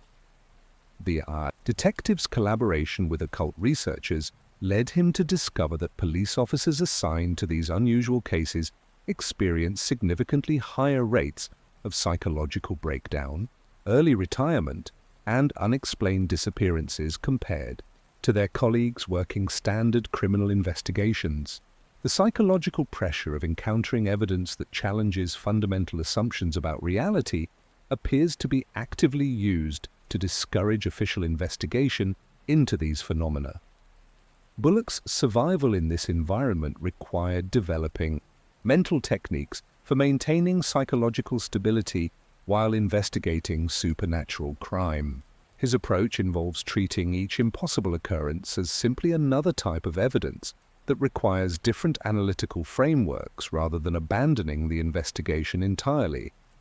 This pragmatic acceptance allows him to function effectively where other investigators become paralyzed by cognitive dissonance. Dr. Leslie Tompkins's medical experience with trauma victims provides another crucial perspective on the systematic creation of Batman's villains. Her clinic in Crime Alley has treated hundreds of individuals who were exposed to the same environmental factors that contributed to various villain transformations, but who somehow avoided undergoing complete personality dissolution themselves. Dr. Tompkins's research reveals that successful resistance to these influences requires specific types of social support during crucial developmental periods. Individuals who maintain strong emotional connections to family or community members display greater psychological resilience when exposed to the manipulative pressures that create villains. The medical records from her clinic document cases where potential villain transformations were interrupted through timely intervention and appropriate treatment. Several individuals who displayed early signs of the psychological patterns associated with major villain profiles were successfully redirected toward healthier life paths through combination therapy involving psychological counseling, community, integration, and what Dr. Tompkins describes as spiritual fortification. Her treatment protocols incorporate techniques derived from multiple therapeutic traditions, including indigenous healing practices that the Miagani tribe used to protect their members from the entities they knew inhabited the Gotham area. These methods focus on strengthening individual consciousness while building community bonds that make people less vulnerable to external manipulation. Oracle's technological capabilities provide unprecedented access to information networks that reveal the global scope of the phenomenon affecting Gotham. Barbara Gordon's transformation into Oracle wasn't just a response to her paralysis, but rather represented her evolution into a form of consciousness capable of interfacing directly with the information systems these entities use to coordinate their activities. Her analysis of global communication networks reveals that similar patterns of systematic villain creation are occurring in other major metropolitan areas around the world, but at different stages of development. Metropolis, Central City, Star City, and Coast City all show early signs of the same process that reached maturity in Gotham decades ago. Oracle's ability to monitor these patterns in real time allows her to predict where new villain transformations are likely to occur and sometimes intervene to disrupt the process before it reaches completion. Her success rate in preventing these transformations increases dramatically when she coordinates with local support networks rather than relying solely on technological solutions. The global perspective reveals that the entities orchestrating these transformations operate according to specific schedules and geographical requirements that limit their ability to create villains arbitrarily.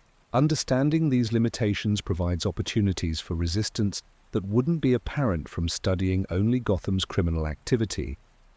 Alfred Pennyworth's perspective spans multiple generations of Wayne family history, providing insights into how these entities have influenced the family line that produced Batman.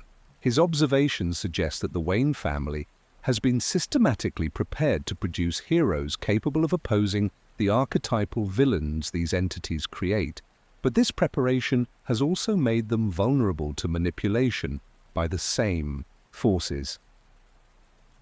Alfred's private journals document supernatural occurrences at Wayne Manor that began long before Bruce's parents were murdered, including unexplained technological malfunctions, temporal anomalies that caused clocks throughout the mansion to display different times simultaneously, and what he describes as presence manifestations that suggested the building was being monitored by invisible observers. The murder of Thomas and Martha Wayne wasn't a random crime, but rather a precisely timed event designed to trigger Bruce's transformation at the optimal moment in his psychological development. Alfred's investigation into the circumstances surrounding their deaths revealed evidence that Joe Chill had been subjected to the same type of psychological conditioning that creates villains, but calibrated to produce a single act of violence, rather than a criminal career. The Wayne family's vast financial resources weren't accumulated through normal business success, but rather through their family's centuries-long involvement with the same entities that create villains. This involvement was initially voluntary, with earlier generations of Waynes serving as agents for entities they believed were helping to guide human civilization toward greater prosperity and order. Commissioner James Gordon's Law Enforcement experience provides crucial insights into how official institutions can be systematically corrupted to facilitate villain creation while maintaining the appearance of legitimate governance. His investigations into police department corruption revealed that certain officers have been receiving instructions through channels that bypass normal command structures, directing them to fail to investigate specific crimes or to mishandle evidence in ways that enable villain activities. Gordon's efforts to reform the GCPD involve not just removing corrupt officers, but also identifying and disrupting the communication networks these entities use to influence police behavior. This requires developing new investigative techniques that can detect supernatural manipulation while maintaining the department's effectiveness in addressing conventional crime.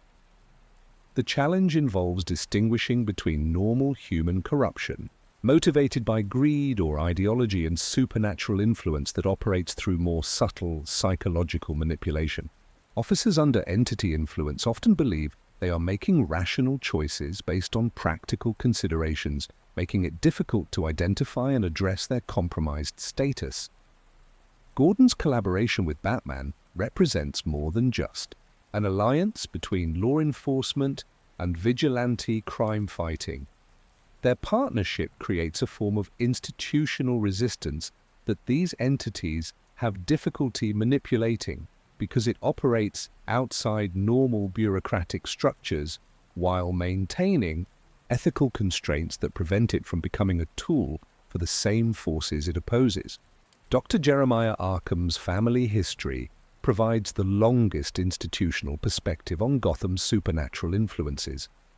The Arkham family founded their asylum specifically to study and contain individuals whose transformations reflected phenomena that conventional medicine couldn't address adequately. Amadeus Arkham's original research notes describe his recognition that certain forms of mental illness weren't biological in origin, but rather represented invasive consciousness modification by external entities. His treatment protocols focused on creating environmental conditions that would disrupt these influences while strengthening patients' original personalities. The asylum's architecture incorporates design elements derived from multiple cultural traditions for containing supernatural influences, including electromagnetic shielding, geometric patterns that disrupt psychic manipulation, and materials that naturally resist paranormal influence. These elements explain why Arkham Asylum can contain villains who possess capabilities that should make escape trivial, but the asylum's effectiveness as a containment facility also makes it valuable to the entities that create villains, because it provides a centralized location where these transformed individuals can be studied and their transformations refined. The revolving door problem reflects not just institutional failure but active entity manipulation designed to use the asylum as a laboratory for perfecting their consciousness modification techniques. The gathering of this wisdom reveals that resistance to these ancient influences requires coordinated action across multiple levels of society, from individual psychological resilience to institutional reform to technological innovation.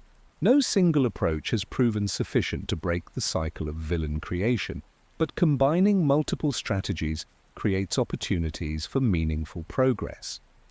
The peaceful moments in this collaboration come from witnessing how human cooperation and genuine care for others can disrupt the patterns these entities rely upon to maintain their control. When individuals choose compassion over fear, when institutions prioritize service over power, when communities support their most vulnerable members, the psychological energy that feeds these entities diminishes, weakening their ability to create future villains. The accumulated weight of revelation creates a profound psychological pressure that mirrors the experiences of those who undergo villain transformations. Understanding the true scope of manipulation affecting human consciousness brings with it the risk of despair or madness, explaining why so few individuals have successfully resisted these influences throughout history. The Joker's influence on Gotham's criminal evolution represents more than just inspiration or criminal mentorship. His presence in the city generates a form of psychic radiation that makes other individuals more susceptible to the same consciousness-destroying forces that created him. This explains why Gotham experiences exponential increases in unusual criminal activity following each major Joker incident. Psychiatric records from Arkham Asylum reveal that exposure to the Joker, even through video recordings or written communications, produces measurable changes in brain chemistry among viewers. These changes mirror the early stages of the transformation process documented in other villain origins, suggesting that the Joker serves as a vector for spreading the influence of the entities that created him. The most disturbing aspect of this influence involves its effect on children and adolescents, whose developing consciousnesses prove especially vulnerable to archetypal infection. School districts in Gotham report significant increases in behavioral problems, academic decline, and early signs of personality disorders following any major Joker incident that receives media coverage. But the Joker's influence also appears to be deliberately limited by the entities controlling him, prevented from spreading beyond Gotham or reaching levels that would trigger coordinated resistance from other hero organizations. This suggests that his function involves maintaining a specific level of chaos within defined boundaries, rather than causing universal destruction. The question of whether Gotham City itself creates its villains or merely provides an optimal environment for their creation has haunted researchers for decades. Dr. Arkham's analysis suggests that the answer involves both factors operating in conjunction with the deliberate manipulation by entities that have been using the location for thousands of years. Geological surveys of Gotham reveal underground formations that create natural energy, focusing effects, amplifying emotional states, and making individuals more susceptible to external psychological influence. These formations appear to be artificial, created through techniques that exceed current human engineering capabilities. The city's architecture has been systematically designed over centuries to reinforce these natural effects, with major buildings positioned to create geometric patterns that channel and amplify the underground energy flows. Many of Gotham's most recognizable landmarks serve functions beyond their apparent purposes, operating as components in a vast consciousness manipulation system. Weather patterns over Gotham display statistical anomalies that correlate with major criminal incidents, suggesting that atmospheric conditions are being influenced to create optimal psychological environments for villain activities. The city's perpetual overcast skies aren't just coincidental, but rather represent active environmental manipulation designed to maintain specific emotional states among the population. Batman's role in this system presents the most troubling aspect of the entire revelation. His transformation from traumatized child to costumed vigilante follows the same basic pattern as villain origins, involving systematic childhood conditioning, exposure to transformative trauma, and adoption of an archetypal identity that serves purposes beyond individual choice. The murder of Thomas and Martha Wayne generated the specific type of emotional energy these entities require, while simultaneously creating the adversary their villains would need to generate ongoing conflict. Batman's moral code prevents him from permanently eliminating his enemies, ensuring that the conflicts will continue indefinitely. But Batman's transformation also included elements that distinguish him from typical villain creation, suggesting that his role involves more than simply serving as an opponent for archetypal criminals. His detective skills, technological resources, and moral constraints create opportunities for understanding and potentially disrupting the system that creates villains. The escalation theory that some observers use to explain Gotham's criminal evolution misses the crucial point that both heroes and villains are products of the same systematic manipulation. Batman doesn't create villains through his presence, but rather both he and his enemies are created by entities that require their conflicts to generate specific types of psychic energy. Deadshot's psychological profile reveals how some individuals are transformed into villains whose primary function involves testing and refining Batman's capabilities. Floyd Lawton's death wish isn't a product of normal suicidal ideation, but rather represents programmed behavior designed to push Batman toward more lethal responses to criminal threats. The precision marksmanship skills that make Deadshot such a formidable opponent weren't developed through normal training, but rather through consciousness enhancement that allows him to calculate ballistic trajectories at speeds that exceed human cognitive capability. His ability to hit impossible targets serves to demonstrate the limitations of non-lethal crime-fighting methods. Deadshot's periodic attempts to provoke Batman into killing him represent more than personal death wishes, but rather programmed behavior. designed to test whether Batman's moral constraints can be overcome through sufficient psychological pressure. Each failure to corrupt Batman provides data that helps these entities refine their approach for future attempts.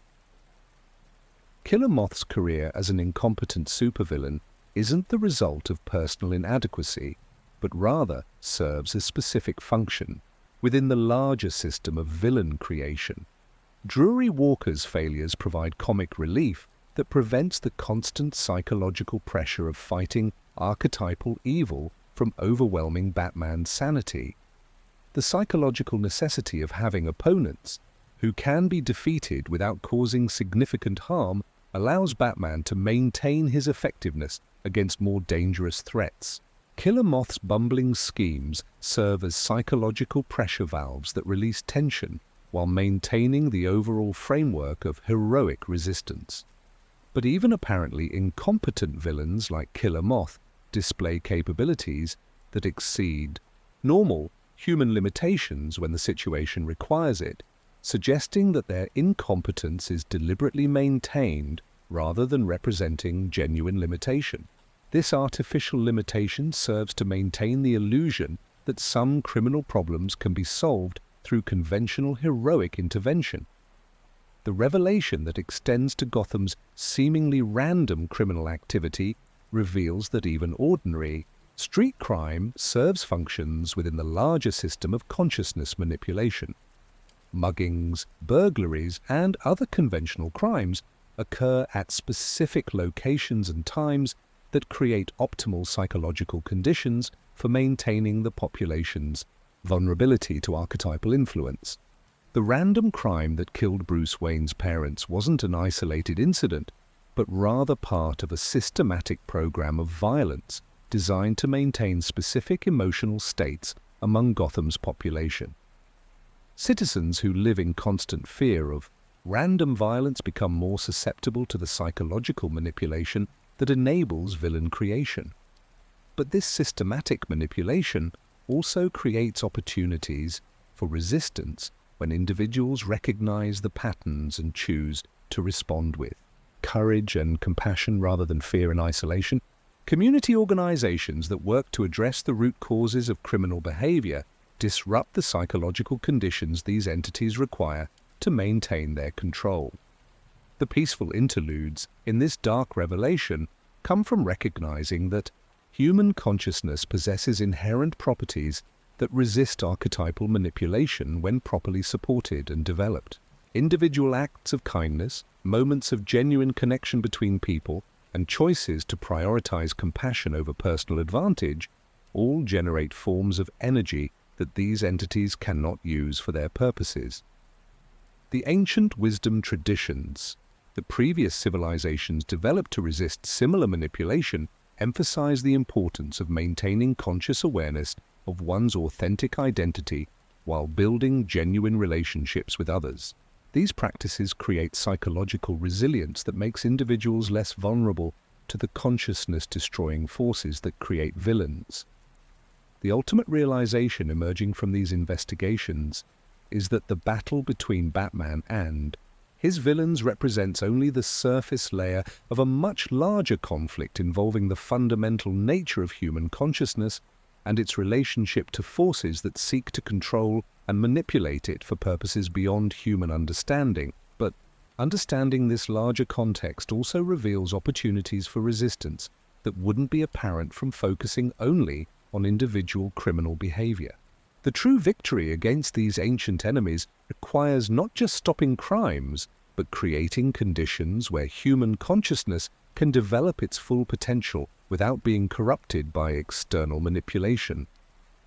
The Shadow of Truth reveals that the stakes involved in Batman's war on crime extend far beyond protecting Gotham City to encompass the preservation of human free will itself.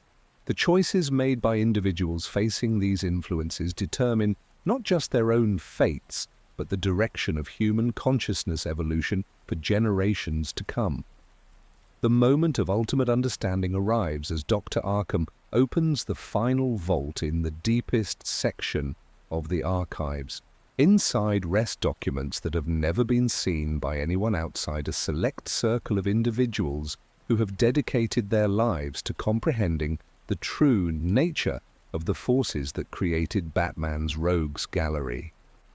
The ultimate secret lies not in the individual transformations of specific villains, but in their collective function as components of what the ancient documents call the eternal engine.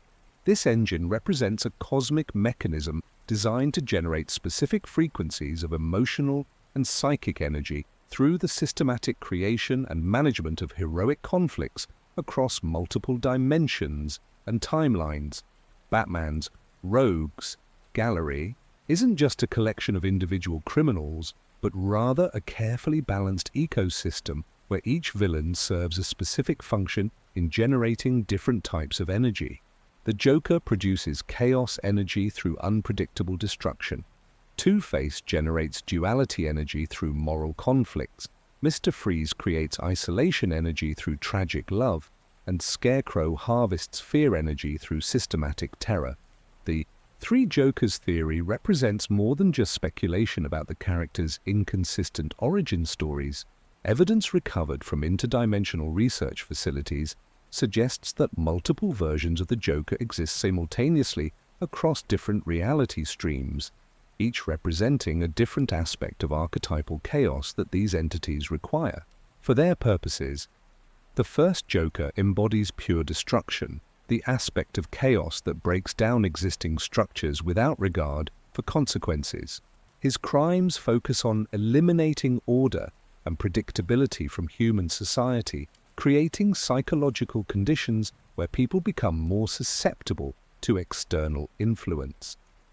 The second Joker represents malevolent creativity, the aspect of chaos that builds new structures designed to cause maximum psychological damage.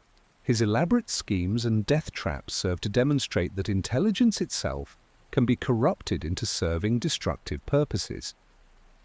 The third Joker embodies corrupted humor, using comedy and entertainment to deliver psychological poison that destroys people's ability to find genuine joy in existence. His transformation of laughter into a weapon represents the ultimate perversion of one of humanity's most positive emotional expressions. These three aspects operate independently but coordinate their activities to create a comprehensive assault on human psychological stability. When one Joker is captured or seemingly killed, another assumes his role, maintaining continuous pressure that prevents Batman from ever achieving lasting victory against archetypal chaos. The revelation extends beyond individual Jokers to encompass the entire structure of Gotham's criminal ecosystem. Every major villain represents a different archetypal force that these entities harvest for energy, but their interactions create emergent properties that produce even more valuable forms of psychic nourishment. The conflicts between villains generate rivalry energy when Penguin and Two-Face compete for control of Gotham's underworld. The temporary alliances create betrayal energy when former partners inevitably turn against each other. The romantic entanglements produce obsession energy when Harley Quinn's devotion to the Joker demonstrates how love can be corrupted into self-destruction. Batman's greatest failure isn't his inability to permanently stop crime in Gotham, but rather his unconscious participation in sustaining the very system that creates the criminals he fights.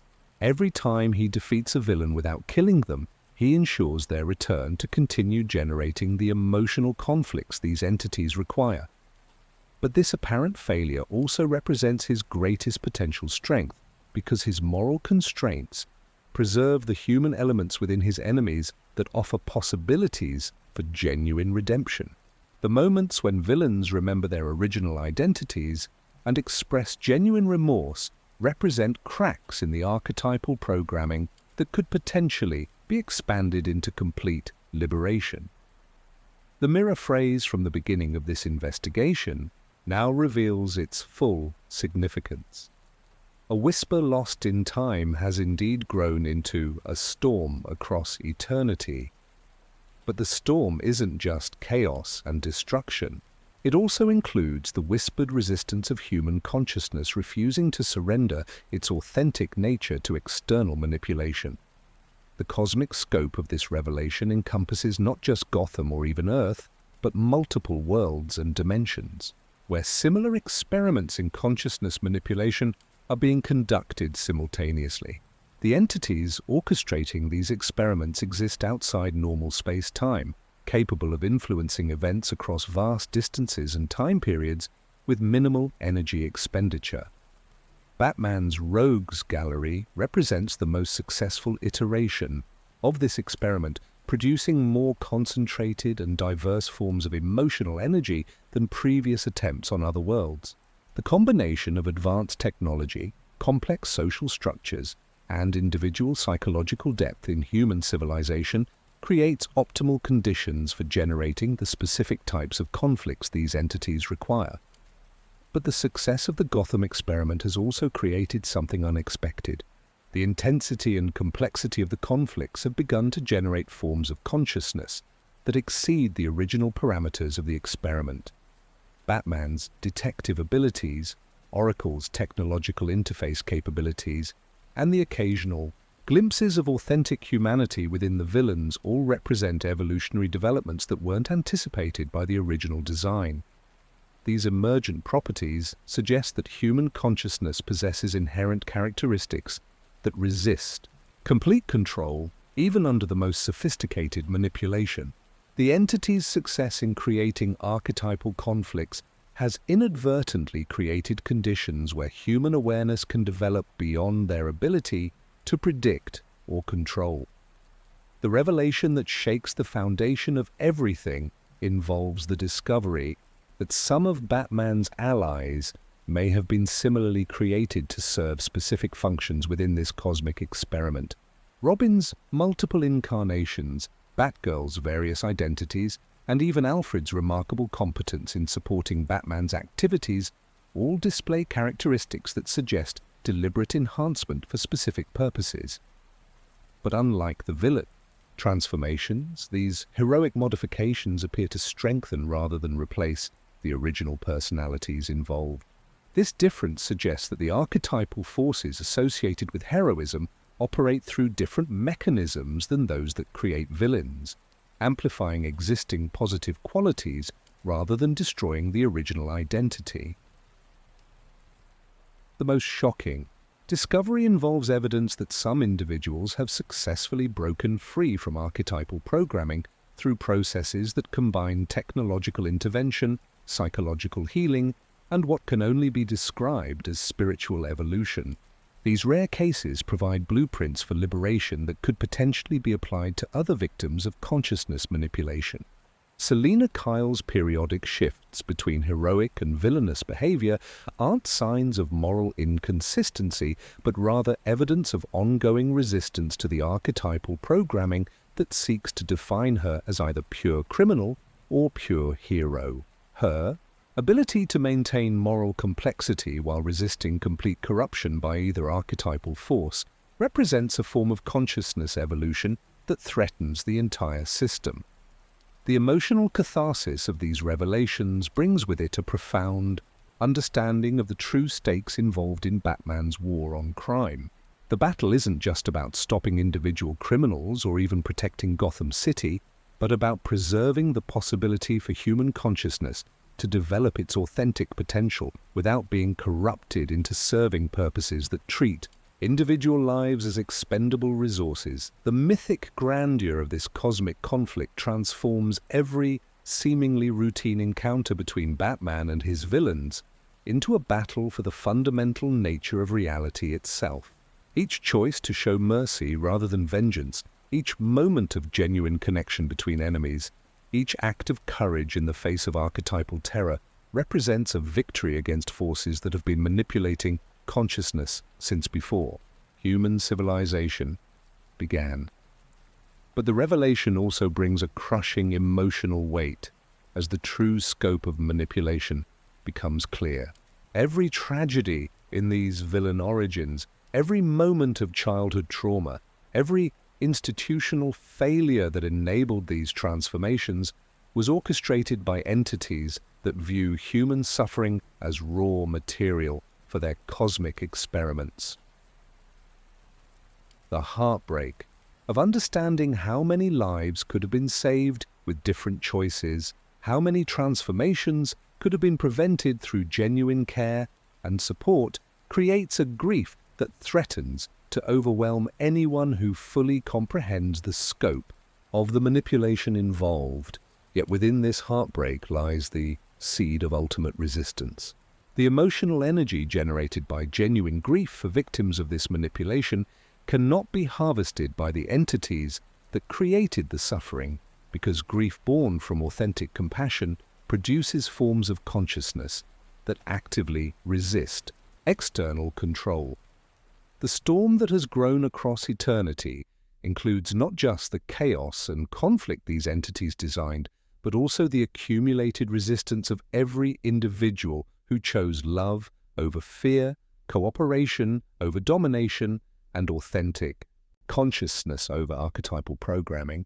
This resistance has been building across civilizations and dimensions, creating possibilities for liberation that the original architects of this system never anticipated. The convergence of all these revelations creates a moment of profound transformation. In understanding that mirrors the consciousness shifts experienced by both heroes and villains, but without the destructive elements that characterize most archetypal transformations. Knowledge becomes both gift and curse as the full implications of this cosmic manipulation reveal themselves with crystalline clarity.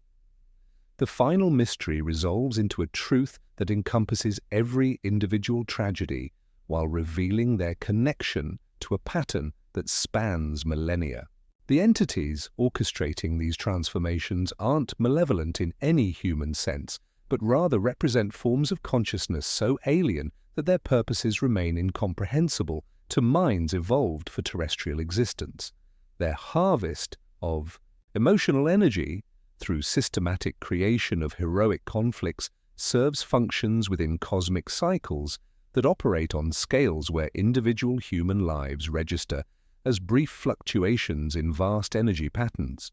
From their perspective, the suffering they create isn't cruelty but rather agriculture, cultivating specific types of consciousness development to serve purposes that exist beyond human understanding.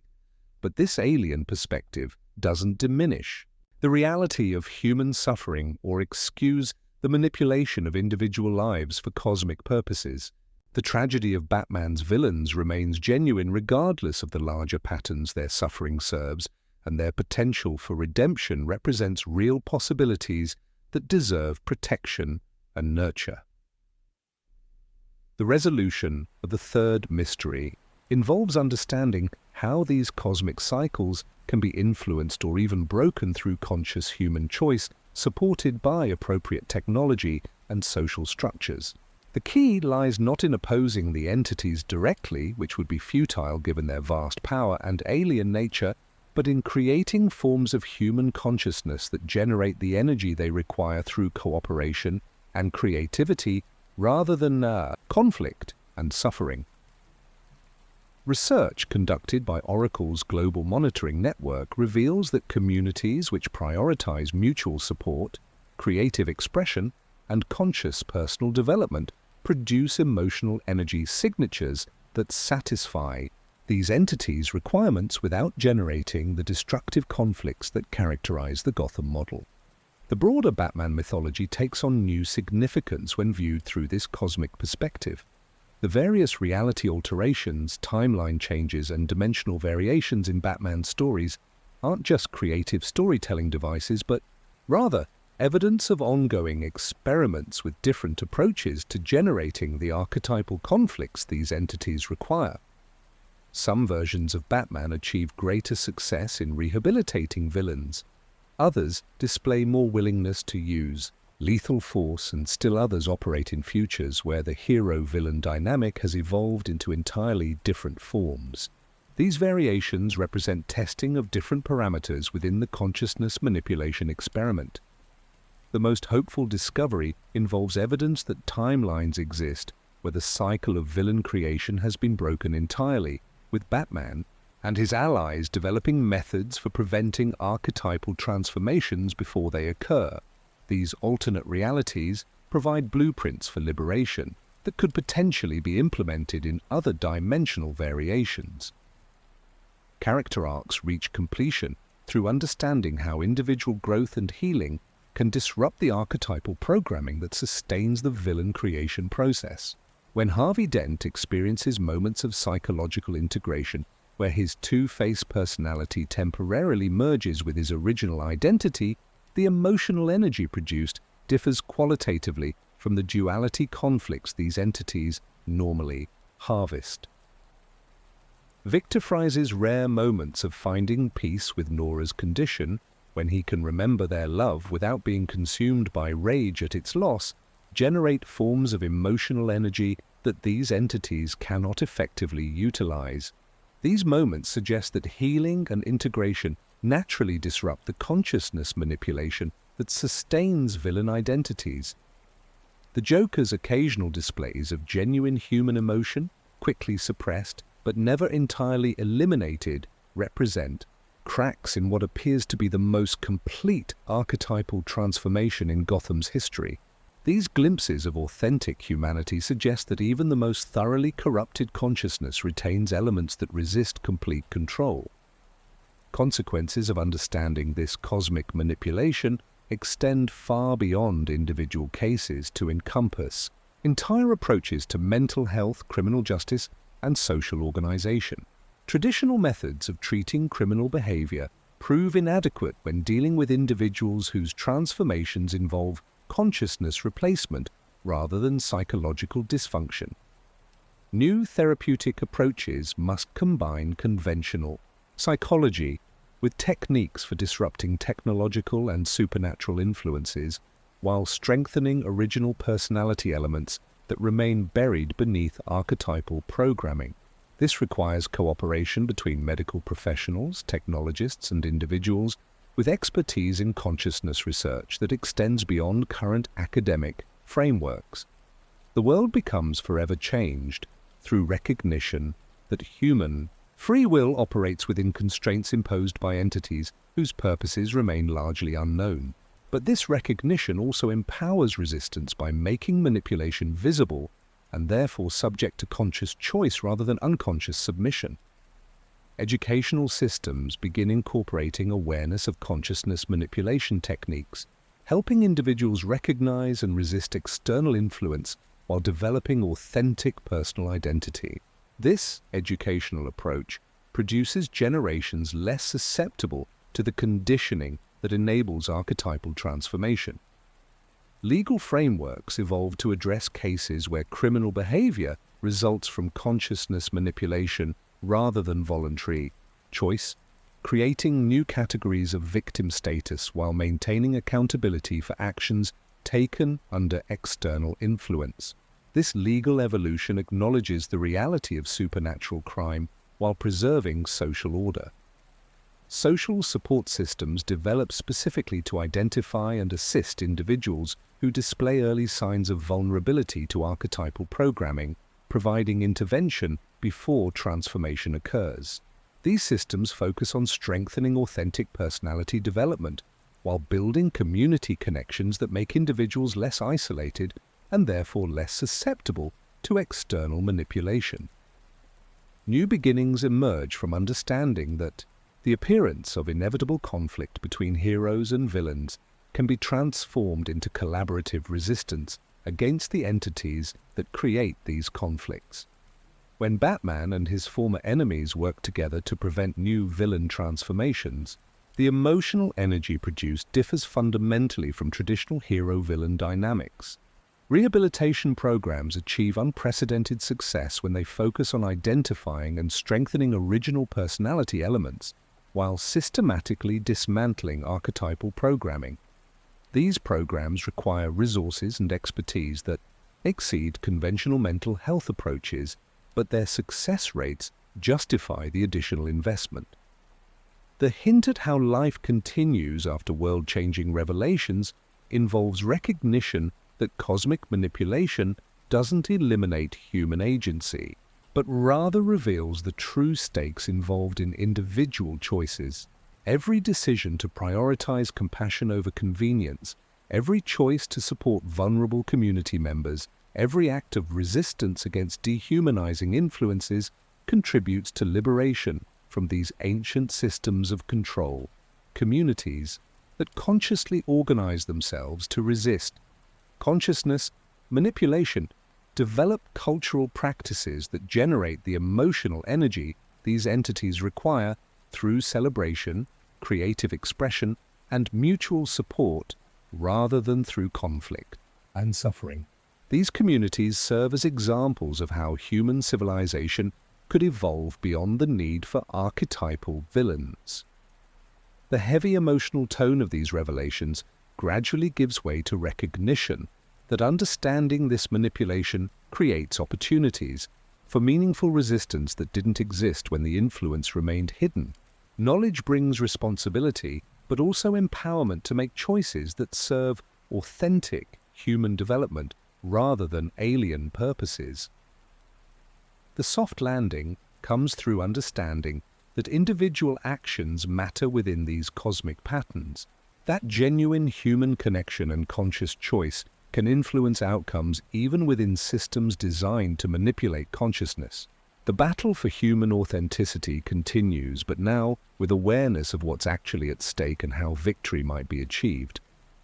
Hope emerges from evidence that human consciousness possesses inherent properties that resist complete control, that the complexity and creativity these entities harvest can also serve liberation when properly directed. The same capacities that make humans valuable to cosmic manipulators also provide the means for transcending manipulation entirely. In the quiet hours following revelation, as dawn light filters through Arkham Asylum's security windows, a profound sense of transformation settles over both investigators and archives alike. The accumulated weight of understanding creates its own form of consciousness alteration, one that strengthens rather than diminishes authentic human awareness through direct confrontation with forces that normally operate through concealment and misdirection. Contemplative reflection becomes necessary as the mind processes implications that extend far beyond individual criminal cases to encompass fundamental questions about the nature of human consciousness and its relationship to forces that exist outside normal experience. The psychological impact of comprehending cosmic manipulation requires careful integration to avoid the despair or madness that such knowledge could potentially trigger. Dr. Arkham's decades of research finally achieved their intended purpose through this comprehensive understanding of patterns that previously seemed random or inexplicable. His professional satisfaction comes not from solving academic puzzles, but from acquiring knowledge that could potentially prevent future tragedies through informed intervention and conscious resistance. The healing and recovery process must address both the immediate psychological impact of these revelations and the longer-term implications for individuals whose worldview has been fundamentally altered through exposure to cosmic truth. Traditional therapeutic approaches prove inadequate for processing information that challenges basic assumptions about the nature of reality itself. Recovery requires developing new forms of psychological resilience that can maintain sanity while acknowledging the existence of manipulation on scales that dwarf individual human experience. This resilience grows through acceptance that knowledge of difficult truths creates responsibility for appropriate action rather than permission for despair or withdrawal from human community. Physical restoration becomes necessary after the extended investigation into archives that contain more than documentary evidence. Exposure to artifacts and documents connected to consciousness manipulation produces measurable physiological effects that require medical attention to prevent lasting damage. Emotional restoration involves processing grief for all the lives that could have been saved through different choices, rage at the systematic exploitation of human vulnerability, and fear about the ongoing nature of manipulation that continues to affect individuals and communities worldwide. But emotional healing also encompasses hope generated by understanding that human resistance to these influences has been growing stronger across generations, that knowledge creates possibilities for liberation that didn't exist when manipulation remained hidden, and that individual choices continue to matter within even the most constraining cosmic systems. Wisdom integration requires translating cosmic understanding into practical applications that can improve individual lives and strengthen community resistance to consciousness manipulation. Abstract knowledge becomes valuable only when applied to prevent future transformations and support recovery for those already affected. The integration process involves developing new frameworks for understanding criminal behavior that acknowledge supernatural influences while maintaining accountability for individual choices. This balanced approach avoids both the naive assumption that all criminal behavior stems from personal moral failure and the fatalistic conclusion that consciousness manipulation eliminates human agency entirely. Educational integration creates curricula that teach awareness of consciousness, manipulation techniques, without inducing paranoia or hopelessness. Students learn to recognize external influence while developing authentic, personal identity that naturally resists archetypal programming. Relationship resolution addresses the impact of these revelations on bonds between individuals who have shared this investigation. The intensity of confronting cosmic truth creates profound connections, while also generating stress that requires conscious attention to prevent deterioration of supportive relationships. Final conversations between characters provide opportunities to process emotional reactions and develop strategies for moving forward with knowledge that cannot be unknown or ignored. These discussions focus on maintaining hope and human connection while acknowledging the ongoing nature of the threats revealed through investigation. Professional relationships evolve as colleagues integrate understanding of supernatural influences into their daily work in law enforcement, mental health, social services, and education. This integration requires developing new protocols while maintaining effectiveness in addressing conventional problems. Personal relationships deepen through shared understanding of forces that affect all human consciousness, creating bonds based on mutual commitment to authentic development and resistance to external manipulation. These relationships serve as foundations for communities organized around conscious resistance to consciousness control. Farewells acknowledge that investigation into these matters creates irreversible changes in consciousness that separate those who possess this knowledge from those who remain unaware of cosmic manipulation. This separation carries both loss and responsibility as aware individuals become accountable for protecting and educating others. New bonds form between individuals united by understanding of cosmic manipulation and commitment to developing human consciousness beyond the limitations imposed by external control. These bonds transcend conventional relationships through shared purpose that extends beyond personal concerns to encompass species-wide liberation. Return to normalcy becomes impossible after comprehending the true nature of forces that shape human consciousness, but this impossibility creates opportunities for development beyond normal limitations. The inability to return to unconscious existence becomes a gift that enables authentic growth rather than a burden that prevents happiness. Normalcy itself transforms from unconscious submission to external influence into conscious participation. In reality, creation through informed choice and authentic relationship. This new normalcy requires constant vigilance, but also enables unprecedented freedom to develop human potential without archetypal constraints. Understanding persists that nothing will ever be quite the same after exposure to knowledge of cosmic manipulation. But this change represents evolution rather than loss. Enhanced awareness creates responsibility while also enabling forms of resistance and creation that weren't possible from unconscious states. The persistence of cosmic manipulation continues beyond these revelations, but conscious awareness transforms the relationship between human consciousness and external influence from victimization to informed resistance. Knowledge doesn't eliminate manipulation, but enables choice about how to respond to attempts at consciousness control. Hope emerges through recognition that human consciousness possesses inherent properties that grow stronger through conscious development, that community bonds based on authentic relationship naturally resist external manipulation, and that individual choices continue to influence cosmic patterns regardless of the vast scales involved. The integration of these revelations into daily life requires developing practical skills for maintaining conscious awareness while participating in social structures that remain largely unconscious of cosmic manipulation. This balance enables individuals to function effectively while maintaining resistance to consciousness control. Ongoing vigilance becomes a natural expression of enhanced awareness rather than a burdensome obligation imposed by knowledge of threats.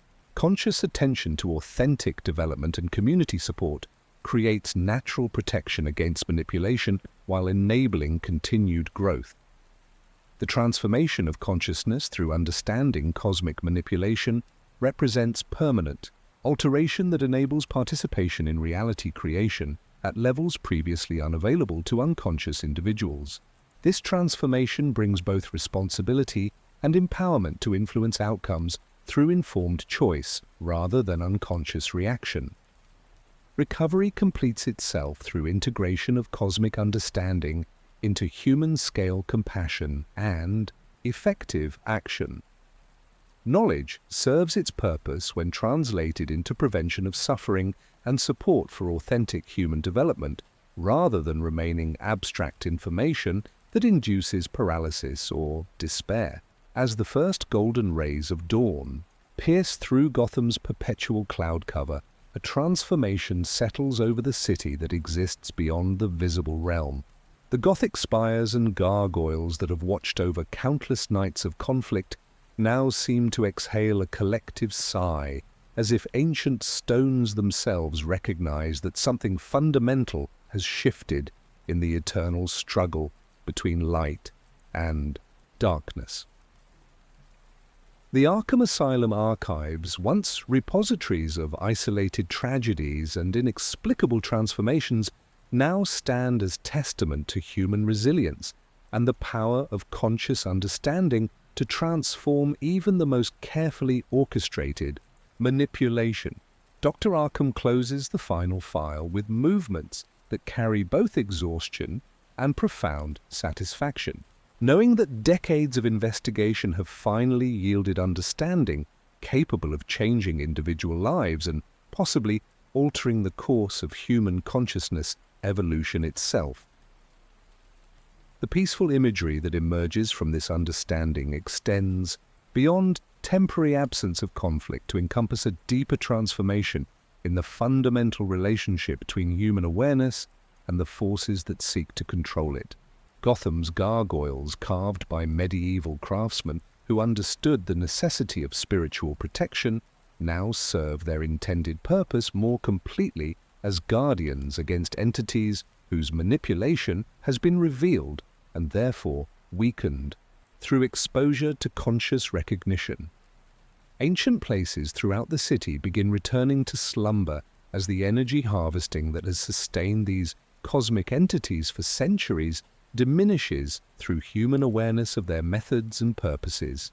The underground caverns beneath Wayne Manor, the abandoned chemical plants where so many transformations occurred, the forgotten subway tunnels where homeless populations served as experimental subjects, all these locations gradually release the accumulated spiritual tension that has made them focal points for consciousness manipulation. The release manifests in subtle but measurable ways as electromagnetic anomalies that have plagued certain districts begin stabilizing, weather patterns shift toward more natural configurations, and statistical clusters of violent crime start dispersing into random distributions that better reflect normal human behavior patterns rather than artificially amplified archetypal conflicts. reflective thoughts naturally arise about the endless cycle of knowledge and loss that characterizes human engagement with cosmic forces beyond immediate comprehension. Each generation discovers fragments of truth about manipulation that affects their consciousness, develops partial resistance techniques, and passes diminished understanding to descendants who must rediscover essential knowledge through their own investigation and suffering. This cyclical pattern reflects not human inadequacy, but rather the vast scales on which these entities operate, conducting experiments that span centuries and observing results across multiple civilizations simultaneously. Human lifespan limitations create natural barriers to accumulating comprehensive understanding, ensuring that resistance remains fragmented and incomplete across generations. But the current revelation represents a potential breakthrough in this cycle through technological capabilities that enable information preservation and global communication at speeds that exceed the entity's ability to suppress knowledge before it spreads. Oracle's networks, Wayne Enterprises' research facilities, and international cooperation between individuals who recognize these patterns create opportunities for sustained resistance that previous generations couldn't achieve. Legacy themes emerge naturally from understanding how these stories will be remembered and retold across future generations. The transformation narratives of Batman's villains serve multiple functions simultaneously as entertainment that provides psychological preparation for recognizing manipulation, as historical documentation that preserves evidence of cosmic interference, and as spiritual instruction that teaches techniques for maintaining authentic consciousness under extreme pressure. The mythological resonance of these stories ensures their survival across cultural changes and technological evolution, embedding essential knowledge within narrative structures that resist censorship and appeal to fundamental human interests in heroism, transformation, and moral complexity. Children who grow up with these stories unconsciously absorb awareness of consciousness, manipulation techniques, while developing psychological frameworks for resistance. Educational institutions gradually integrate understanding of these patterns into curricula that prepare students for conscious participation in reality creation rather than passive submission to external influence. This education occurs subtly to avoid triggering suppression responses from entities that monitor human knowledge development, but effectively enough to strengthen cultural immunity to consciousness manipulation. The cyclical nature of cosmic manipulation creates opportunities for intervention during transition periods when old control systems break down and new approaches haven't yet stabilized. Current global changes in communication technology, social organization, and consciousness development suggest that humanity may be approaching such a transition period where sustained resistance becomes possible. Other mysteries undoubtedly await discovery in the vast universe that extends far beyond Earth's experience, involving forms of consciousness and manipulation that exceed even the cosmic entities responsible for creating Batman's villains. But understanding gained through investigating Gotham's supernatural influences provides foundational knowledge that can be applied to recognizing and resisting other forms of external control as they emerge. The preparation for future challenges involves developing human capabilities that naturally resist manipulation while creating social structures that support authentic consciousness development. Communities organized around these principles serve as seeds for cultural evolution that could eventually transcend the need for external control by generating the forms of consciousness these entities require through cooperation rather than conflict. Research continues into applications of this understanding that could benefit other metropolitan areas experiencing early stages of systematic villain creation. Preventive interventions tested in Gotham provide models for protecting vulnerable individuals before transformation occurs, while rehabilitation programs offer hope for recovery even after archetypal programming has taken hold. Gentle invitation to continue this journey acknowledges that understanding cosmic manipulation represents beginning rather than completion of human consciousness development. The knowledge gained through investigating Batman's villains opens doorways to exploring other mysteries that affect human potential, from individual psychological development to species-wide evolution toward more conscious participation in cosmic processes. Future investigations might explore how other fictional universes reflect similar consciousness manipulation patterns, how historical events have been influenced by entities seeking to harvest emotional energy, or how emerging technologies could be used to either strengthen or weaken humanity's resistance to external control. The invitation extends to developing personal practices that maintain conscious awareness while building community connections that naturally resist manipulation. These practices don't require dramatic lifestyle changes, but rather involve cultivating attention to authentic development and genuine relationship that serves human flourishing rather than external purposes. Mysteries, yet untold, await exploration. In realms where consciousness interfaces with forces that exist beyond normal sensory experience, where individual choices influence cosmic patterns through mechanisms that exceed current scientific understanding, and where human potential continues, expanding beyond limitations imposed by entities that underestimate the creative power of conscious cooperation. Final atmospheric descriptions create peaceful imagery perfectly suited for transition into sleep and dreams, where consciousness can process these revelations without the constraints imposed by waking logical frameworks. The mind's natural integration processes work most effectively during sleep states when analytical resistance relaxes and deeper understanding can emerge through symbolic and emotional channels. Gotham's skyline settles into pre-dawn tranquility as emergency sirens fade to silence, and even the most dedicated criminals pause their activities during the liminal hours between night and day.